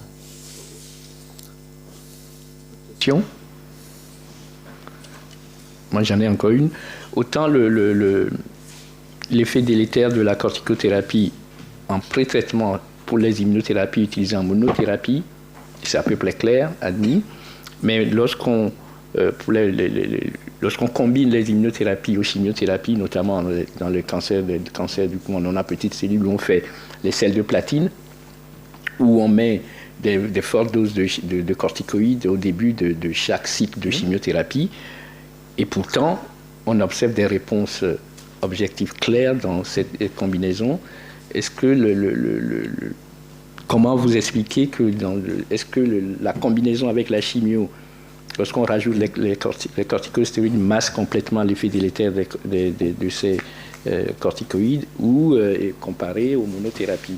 Alors, les données pré-traitement cortisone, en fait, c'était des cortisones chroniques. Ça fait l'utilisation beaucoup plus chronique. Je pense que vous faites un traitement de cortisone ponctuel, exactement. Là, l'effet est très très différent par rapport à vous faites chroniquement. Chroniquement, il a un effet vraiment négatif, délétère sur le système immunitaire. Quand vous faites ponctuellement, probablement il y a un effet, mais en fait, ça récupère assez vite.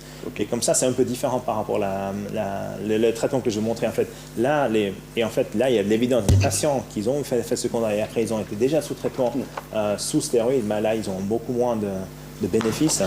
Parce que, de nouveau, cet effet chronique de la cortisone. Okay. Très bien. Merci. Merci beaucoup. Bon. On va avancer parce qu'on a pris légèrement... Ah, il y avait Benoît Blanchet qui avait une question. Merci pour votre présentation. J'avais juste une micro-question. Est-ce que dans vos études, vous êtes intéressé à la réponse métabolique par des PET scans, des choses comme ça, plutôt que des scanners Alors, l'étude qu'on était à disposition, c'était des scanners. En fait, qu'on a utilisé de base. Les études de follow-up aussi, n'utilisaient que des scanners. Est-ce que la réponse métabolique sera différente par rapport à l'utilisation de PPI? C'est difficile à dire. Évidemment, si on aura les deux, ça sera encore mieux. S'il y a une discordance entre les deux, ça pourra être aussi intéressant. Merci. Donc là, je vais vous faire une présentation sur les biomarqueurs dans le cadre des checkpoint inhibiteurs. Donc on va passer des biomarqueurs classiques en montrant quand même les subtilités cliniques, pour dire que c'est quand même pas si simple que ça, bien qu'on ait peu de biomarqueurs. Et les biomarqueurs un peu plus originaux et nouveaux qui vont sortir. Et pour commencer, on va quand même représenter un petit peu de biologie au départ pour comprendre comment ça fonctionne. Donc, vous le savez, donc l'immunothérapie par anti-PD1, anti-PDL1 est utilisée maintenant dans de multiples cancers chez l'homme. Et comme vous le voyez sur cette diapo, ça marche dans plein de cancers, mais ça marche pas bien. Puisque, bon, hormis le cancer à cellules de Merkel, les tumeurs MSI, où ça marche très bien, dans les autres, on est aux alentours de 20% quand on a une AMM. Donc 20% quand on a une AMM avec un médicament qui coûte très cher, c'est quand même pas terrible. Qu'est-ce que c'est que ces checkpoints? Donc ces checkpoints, c'est quelque chose qui se passe à la fin d'une boucle de réponse immunitaire. Une réponse immunitaire dans un cancer, c'est toujours la même chose. Vous avez des cellules tumorales. Ces cellules tumorales, pour certaines, meurent. Elles sont processées, donc c'est-à-dire mangées par des cellules présentatrices d'antigènes, qui sont des cousins des macrophages, qui vont migrer dans les ganglions de drainage, si les chirurgiens ne nous les ont pas enlevés. Il va y avoir une réponse immunitaire, et ensuite, les lymphocytes vont retourner dans la tumeur, et à ce moment-là, ils vont reconnaître les cellules tumorales et les tuer, mais à ce moment-là, ils se mettent à exprimer PD1, et c'est là où cette interaction bloque la réponse immunitaire. Ce qui veut donc dire que, déjà, tous les malades où tout ce qui s'est passé avant n'existe pas, les traitements, ils ne peuvent pas marcher. Après, pourquoi PD1, PDL1? Qu'est-ce que c'est? Est-ce que c'est simplement un biomarqueur ou est-ce que c'est une molécule fonctionnelle? Donc c'est les deux. Un lymphocyte T dans une tumeur et un lymphocyte T qui a un programme transcriptionnel particulier, on ne rentre pas dans le détail parce que ce n'est pas intéressant, qui s'appelle un lymphocyte T épuisé, qui sont caractérisés par des lymphocytes qui sont CD8 et qui expriment PD1 et plein d'autres checkpoint inhibiteurs. Par contre, ce PD1 a aussi un rôle fonctionnel puisqu'il est associé à une phosphatase qui s'appelle SHP2, qui va donc bloquer les cascades de phosphorylation induites par l'activation du TCR. Globalement, le lymphocyte T va reconnaître ces antigènes dont il est spécifique. Le TCR et la molécule CD28 vont s'activer. Une cascade de kinase fonctionne. Si PD1 est présent et reconnaît PDL1, vous avez les phosphatases qui bloquent ces phosphorylations et donc le lymphocyte ne s'active pas.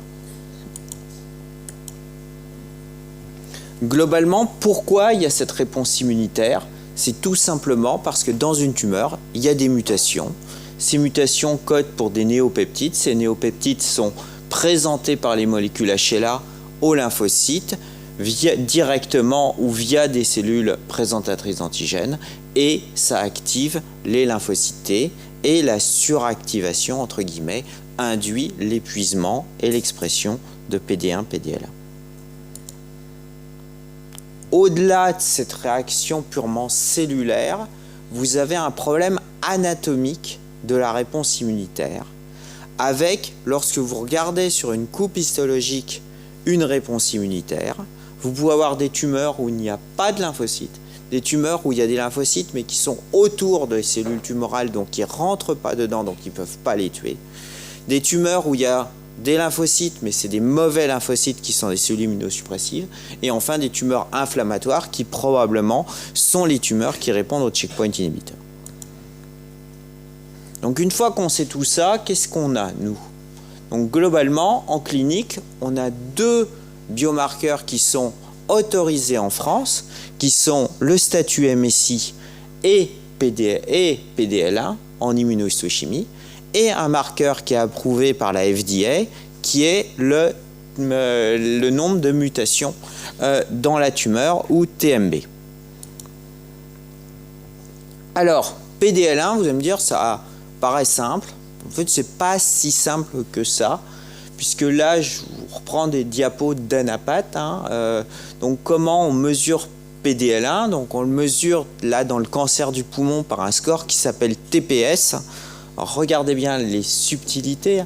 Donc, c'est-à-dire qu'on compte le nombre de cellules tumorales positives qu'on divise par le nombre de cellules tumorales totales vivantes donc ça c'est de l'approximation d'ANAPAT, qu'on multiplie par 100 et donc ça donne un score.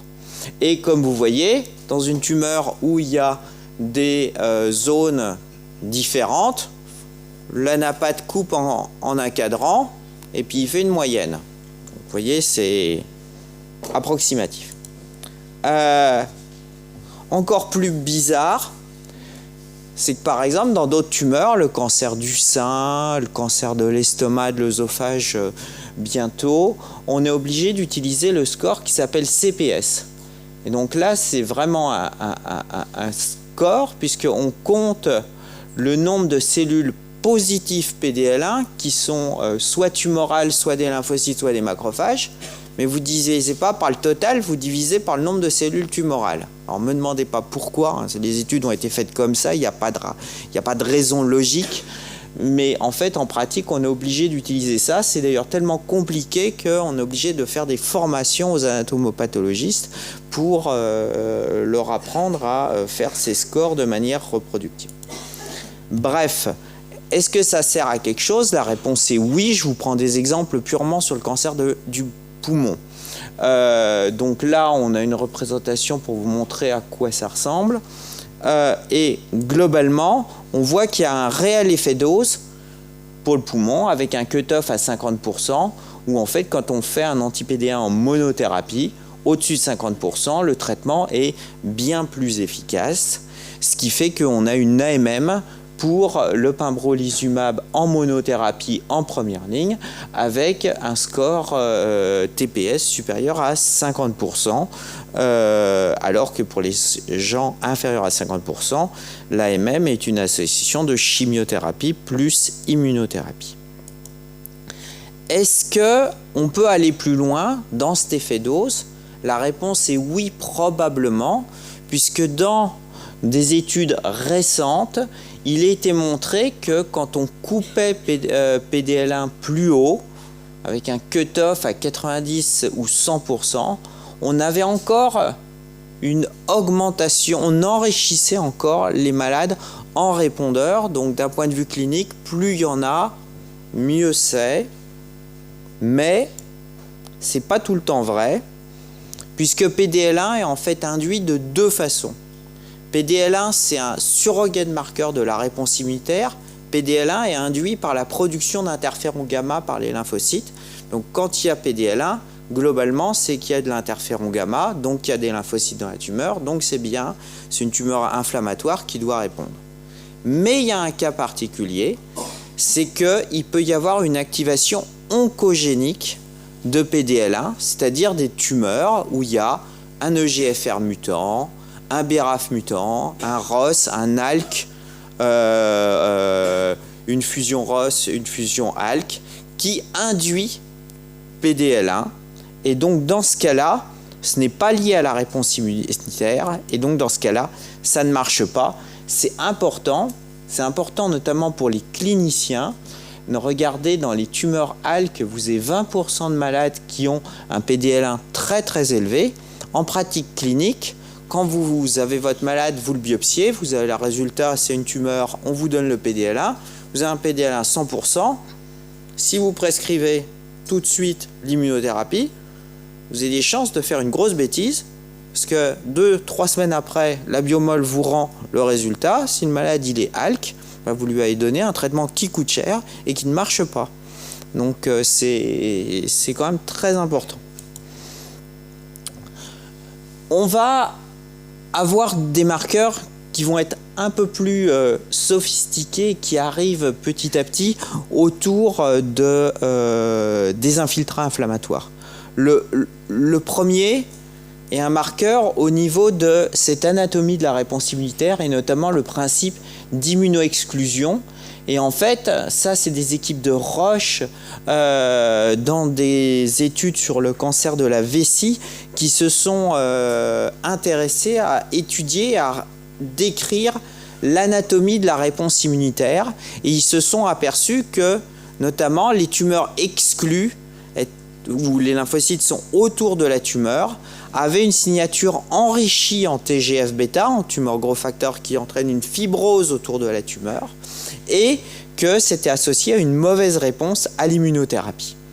Ce qui fait qu'à l'heure actuelle, vous avez donc ce concept où vous avez des tumeurs avec une gangue de fibrose autour de la tumeur qui empêche les lymphocytes d'entrer, qui sont associés à une mauvaise réponse à l'immunothérapie, où il y a un développement d'inhibiteurs du TGF-bêta ou de molécules bispécifiques ciblant PDL1 et le TGF-bêta en même temps, qui sont en développement, qui pourraient avoir un rôle pour permettre l'infiltration en lymphocytes.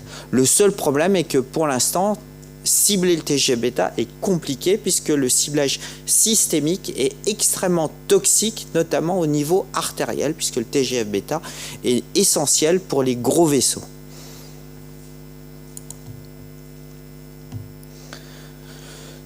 Une autre chose assez classique, c'est que pour qu'une immunothérapie fonctionne, il faut qu'il y ait des lymphocytes dans une tumeur. On voit ici dans un exemple de mélanome que le fait qu'il y ait beaucoup de lymphocytes CD8 dans une tumeur est associé à la réponse à l'immunothérapie.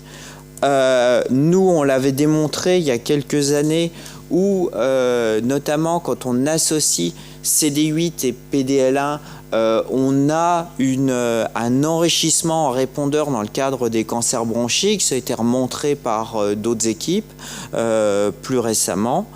Et donc, est en développement à l'heure actuelle des biomarqueurs combinés en immunohistologie associant CD8 et PDL1, mais qui vont nécessiter une grande robustesse au niveau de l'analyse. Un des biomarqueurs qui est très à la mode en ce moment, qui est une invention, enfin qui est une découverte française de l'équipe de Hervé Friedman, c'est le rôle des tertiary lymphoid structures, donc des structures lymphoïdes tertiaires. Donc c'est des structures pseudo-ganglionnaires où il y a une interaction entre des lymphocytes B et des lymphocytes T autour de la tumeur. Et donc, dans différentes maladies, ici c'est un exemple dans le cadre des sarcomes, et une cohorte de sarcomes traitée par anti-PD1, où ils se sont aperçus que la présence de ces structures lymphoïdes tertiaires était associée à une bonne réponse à l'immunothérapie. Ça a l'air d'être un phénomène général. Ils ont republié ceci dans d'autres pathologies. C'est quelque chose qui est relativement simple à voir si on a une biopsie assez large, parce que c'est le facteur limitant. Mais c'est vraiment quelque chose d'extrêmement prometteur à l'heure actuelle. Enfin, pour terminer sur les marqueurs tissulaires, on a la possibilité aussi d'aller plus loin avec de l'immunofluorescence et de caractériser plus spécifiquement les lymphocytes. Et notamment, on sait maintenant qu'il y a différents sous-types de lymphocytes épuisés et qu'en fonction de ces sous-types, les malades vont plus ou moins bien répondre à l'immunothérapie. Le deuxième biomarqueur, c'est la charge mutationnelle. Donc cette charge mutationnelle, c'est la quantité d'antigènes. Et donc plus il y a d'antigènes, plus il y a de chances qu'ils soient reconnus par le système immunitaire. Et donc logiquement, plus il y a de chances qu'il y ait une réponse immunitaire. Ça a été montré initialement par l'équipe de Naer Rivzi au Mémorial, qui a montré dans des cohortes de cancer bronchique que cette charge tumorale, cette charge mutationnelle était associée à la réponse immunitaire. Ça a été confirmé par les équipes de Boston et Mark Arshohan, qui a montré dans une étude assez indirecte qu'il y avait une relation linéaire entre la charge mutationnelle et le taux de réponse dans de multiples maladies traitées par anti-PD1 dans le cadre d'essais cliniques. La première démonstration dans le cadre d'un essai clinique a été une étude post-hoc, donc rétrospective sur une étude négative testant l'intérêt du nivolumab versus chimiothérapie dans le cadre du cancer bronchique, où cette étude était négative, mais en reprenant les malades où ils ont pu analyser le nombre de mutations dans la tumeur, ils se sont aperçus qu'effectivement dans les malades où il y avait beaucoup de mutations, il y avait un meilleur effet du nivolumab, et dans les malades où il y avait peu de mutations, il y avait un meilleur effet de la chimiothérapie. Alors ces mutations, comment ça s'analyse? Donc ça s'analyse par séquençage. Il y a un problème de préanalytique avec une quantité de tumeurs suffisante qui est nécessaire, une qualité de l'échantillon. Et après, vous avez 2 process d'analyse possibles. Soit vous analysez simplement la tumeur, et il y a un process bioinformatique pour savoir dans la tumeur ce qui est des mutations ou ce qui est des variants, des polymorphismes constitutionnels, ou sinon il y a la technique de référence où on a la tumeur et le sang et on soustrait l'information du sang pour ne savoir que ce qui est tumoral. Ces analyses, il existe de multiples tests. Il y a un test qui est approuvé aux États-Unis qui s'appelle le test Foundation One, qui est utilisé largement, qui est un test purement sur la tumeur, donc qui n'analyse pas le sang et qui n'analyse pas le côté constitutionnel. Et en fait, quand on fait une corrélation par rapport au gold standard qui est très coûteux, qui est le whole exome sequencing, on voit que c'est très corrélé, mais malheureusement, vous voyez, il y a quand même 10-15% des gens où il y a des faux négatifs et des faux positifs. Donc dans ces cas-là, quand on définit un cutoff, on ne sait pas ce qui est vrai. Deuxième problème, en fait, c'est quand on utilise des tests comme ça, où on n'utilise que la tumeur, et qu'on ne tient pas compte du côté constitutionnel, et ben ça ne marche pas chez tout le monde, puisque les palpélams bioinformatiques sont faits pour les caucasiens. Si votre maladie est d'origine asiatique ou africaine, et ben votre TMB il est faux. Donc ça c'est quand même embêtant. Après, comment on a défini les cutoffs? Donc sur la première étude que je vous montrerai, l'étude de Carbonet, c'était 5 mutations par mégabase. Dans les études ultérieures, Hellman, c'était 10 mutations par mégabase, qui est le cutoff de Foundation One. Et avec d'autres médicaments comme la tezolizumab, il y a des cutoffs qui ont été retenus à 16 mutations. Donc en gros, le problème, c'est qu'on ne sait pas bien quoi retenir comme cutoff. Ce d'autant plus que c'est comme pour PDL1, vous avez un effet dose, et plus vous augmentez le cutoff, plus vous enrichissez en répondeur, ce qui est vrai entre 5 et 20 mutations par mégabase, et puis après vous avez un effet plateau. Globalement, ça a été validé aux États-Unis grâce à cette étude, où en fait on a pris une dizaine de pathologies, on a mesuré le TMB par le test Foundation One, cutoff à 10, et on a regardé le taux de réponse entre les malades qui avaient un TMB high et un TMB low. Donc on voit en bleu les TMB high, on a l'impression que ça marche mieux dans toutes les cohortes à peu près par rapport au TMB low. Et quand on regarde les courbes de Kaplan-Meier, on voit qu'il y a une différence significative entre les TMB high et les TMB low. Après, probablement qu'on peut aller plus loin, ça c'est des données qu'on a publiées avec Mark Hirschhorn, où en fait le TMB n'est pas corrélé à PDL1, et en fait quand on associe PDL1 ou des signatures qui ressemblent à PDL1 transcriptomique et le TMB, on est capable d'enrichir les répondeurs, et en fait quand on associe les deux marqueurs dans des études cliniques, on est capable de passer en gros de 20% de malades répondeurs à essayer de sélectionner une population où il y a 40% de répondeurs. Et surtout ce qui est intéressant, c'est que les malades TMB low et PDL1 low, en gros ils sont à 0% de réponse. Donc en fait on arrive surtout à attraper les gens qui ont très très peu de chances de répondre à l'immunothérapie. Après, le TMB, c'est un marqueur extrêmement imparfait, c'est pas le marqueur direct de la quantité d'antigènes qui est réellement présentée au lymphocyte T. Il y a plein d'explications et il y a plein de choses qu'on peut affiner. Je vous montre juste un exemple. C'est en fait un exemple qui est très simple, c'est les molécules HLA. Normalement, on a HLA, A, B, C, DP, DQ, DR. Normalement, on en a une de son père, une de sa mère, donc on doit en avoir 12. Et en fait, on n'en a pas toujours 12. Des fois, on en a moins, tout simplement par le fait qu'il y ait une légère consanguinité ou par le fait que la tumeur ait fait qu'il y ait une perte allélique d'un, 2, 3 allèles. Et en fait, quand on regarde ça, et en fait, ces pertes d'HLA, le fait qu'on en ait moins de 12, ça fait que les malades ont une moins bonne réponse à l'immunothérapie. Donc ça, c'est un papier du Mémorial il y a peu de temps qui montrait ça de manière assez claire, aussi bien dans le mélanome que dans le cancer bronchique. Ce qui fait que derrière, d'autres équipes, dans le cadre du cancer bronchique, ont proposé qu'en fait, on pouvait faire des algorithmes pour tenir compte, corriger le TMB en tenant compte de la variabilité du HLA et des pertes HLA. Et en fait, on voit bien ici qu'il y a des gens qui sont TMB high et mauvais répondeurs.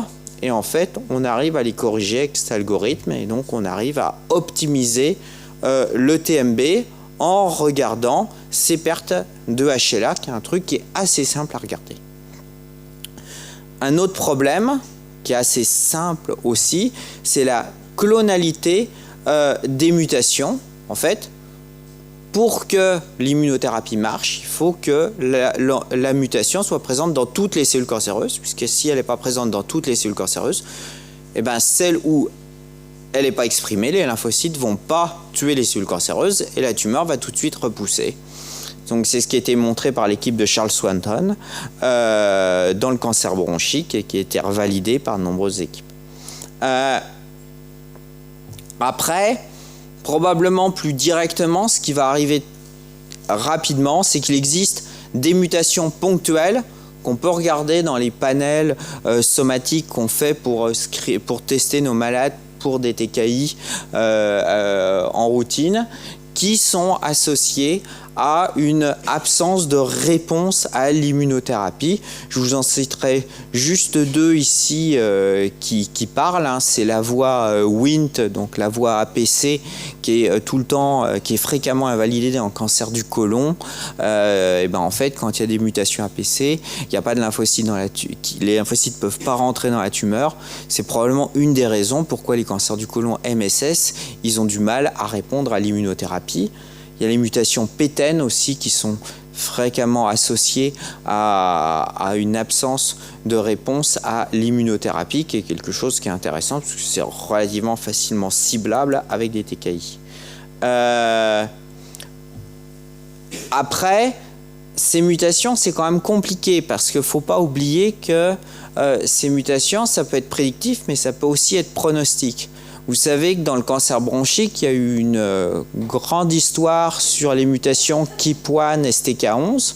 Et en fait, les premiers papiers ont dit c'est important parce qu'en fait, il faut regarder ça quand on fait de l'immunothérapie, puisque les malades qui ont ces mutations, ils répondent mal à l'immunothérapie. Ce qui est vrai, hein, c'est ce qu'on voit ici. Hein. Les rouges, c'est les wild type et les autres, c'est les mutants. Donc les rouges, donc ceux qui n'ont pas de mutation, ils répondent mieux que les autres. Mais après, quand vous reprenez des cohortes où les malades, ils avaient eu que de la chimio dans les époques antérieures, et ben c'est pareil. Donc en fait, c'est un facteur pronostic.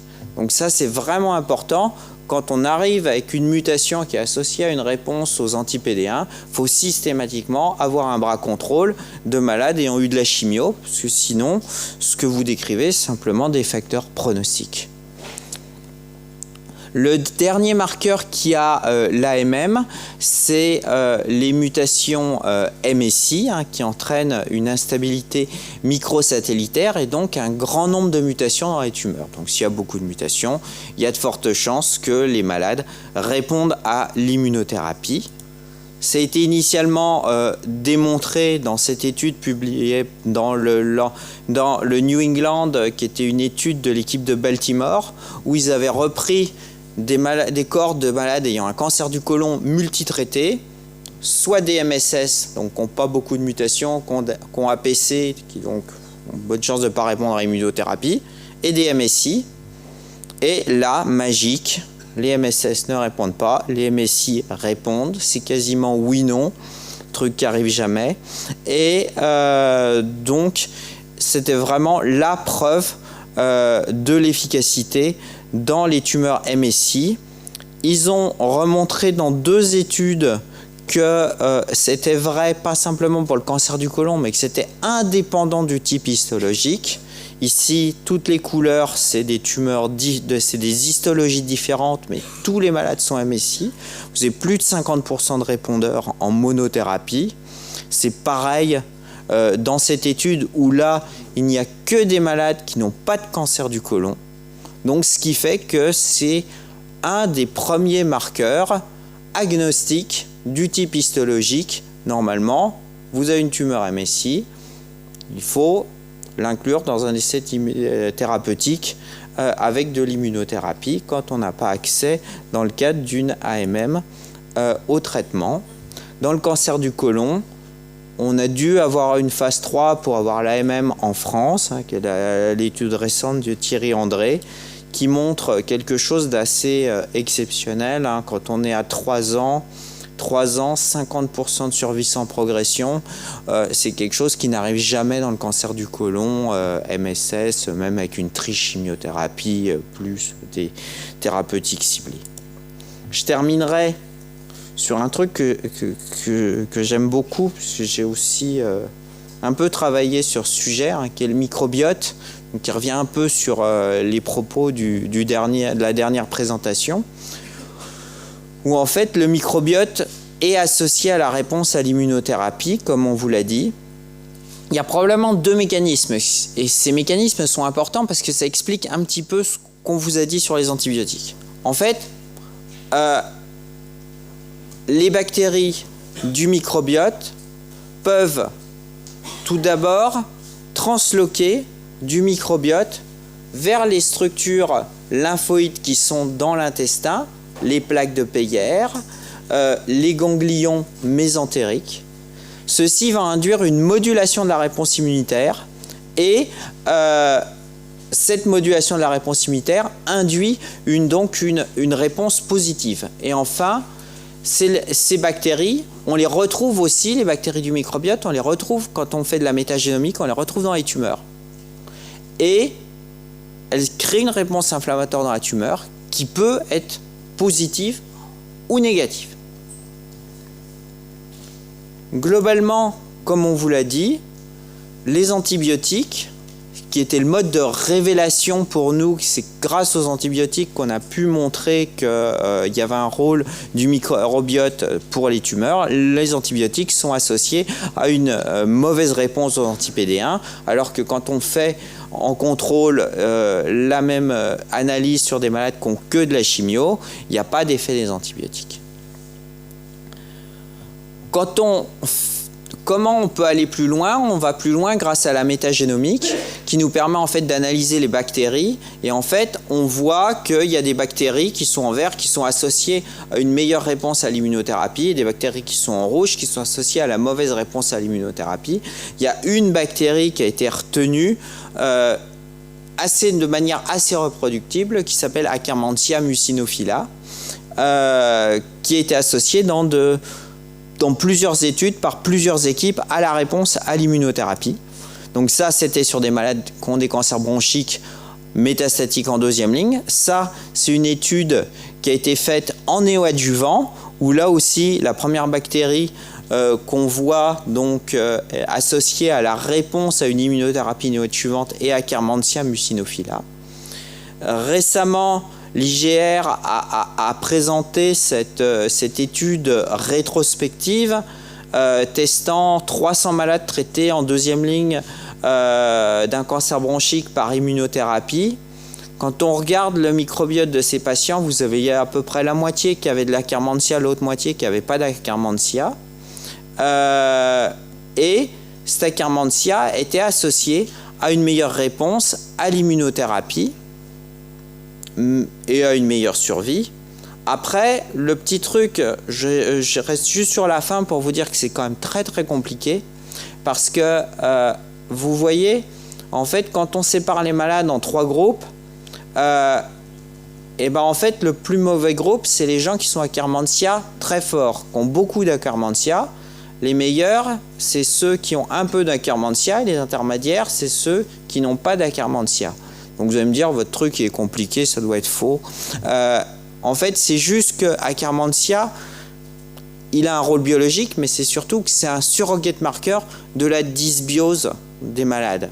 Et en fait, les antibiotiques, les comorbidités, certains contextes particuliers font que les malades ont une dysbiose et que leur intestin dysfonctionne, ce qui fait qu'en gros, il y a des mauvaises bactéries, ce qui fait que la réponse immunitaire est mauvaise. Tandis que quand il y a akkermansia, à une quantité normale, c'est qu'il n'y a pas de dysbiose, et là, la réponse immunitaire se fait correctement. Et c'est vraiment là-dessus que les gens travaillent, avec les premières démonstrations, notamment que les transplantations fécales permettent de réverser la résistance à l'immunothérapie, ce qui a été publié dans Nature Medicine il y a quelques mois. Voilà, je vous remercie.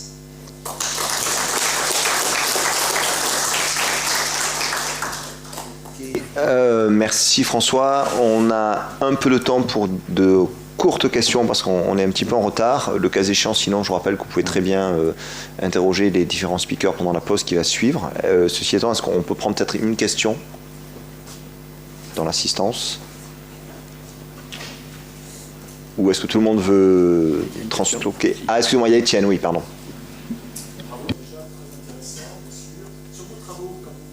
Les 2 marqueurs, on comprend pourquoi de façon générale vous cherchez une valeur seuil, même si vous avez souligné la limite.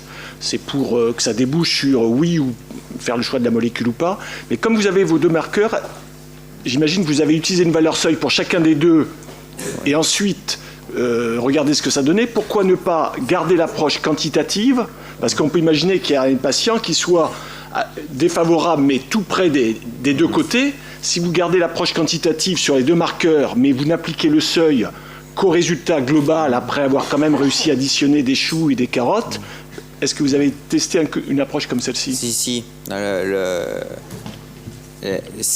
Ce qui est en train d'arriver, ce qu'on n'a pas encore publié, voilà, c'est probablement des approches qui ressemblent au nomogramme, avec une approche quantitative des différents marqueurs qui vont générer un score et ensuite on fera un cut-off sur les scores. Mais après, ça va nécessiter complètement une automatisation de ces analyses qui est vraiment le gros problème, parce que dès qu'on fait des scores comme ça, je pense que la limite c'est compliqué et ça prend énormément de temps à un anapathe et qu'en fait il faut que ça soit une machine qui le fasse.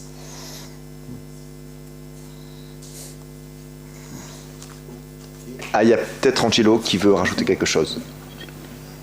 Oui, merci.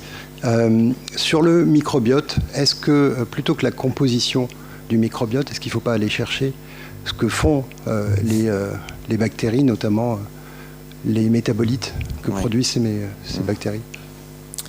Il y a un énorme champ de recherche sur les métabolites, notamment le butyrate par exemple,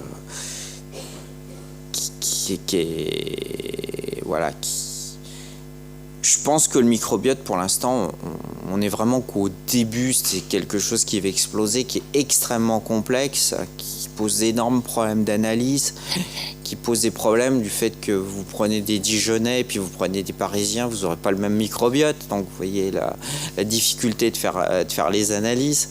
Je pense que pour l'instant, on en est au stade de regarder ce qui se passe et de faire du biomarqueur.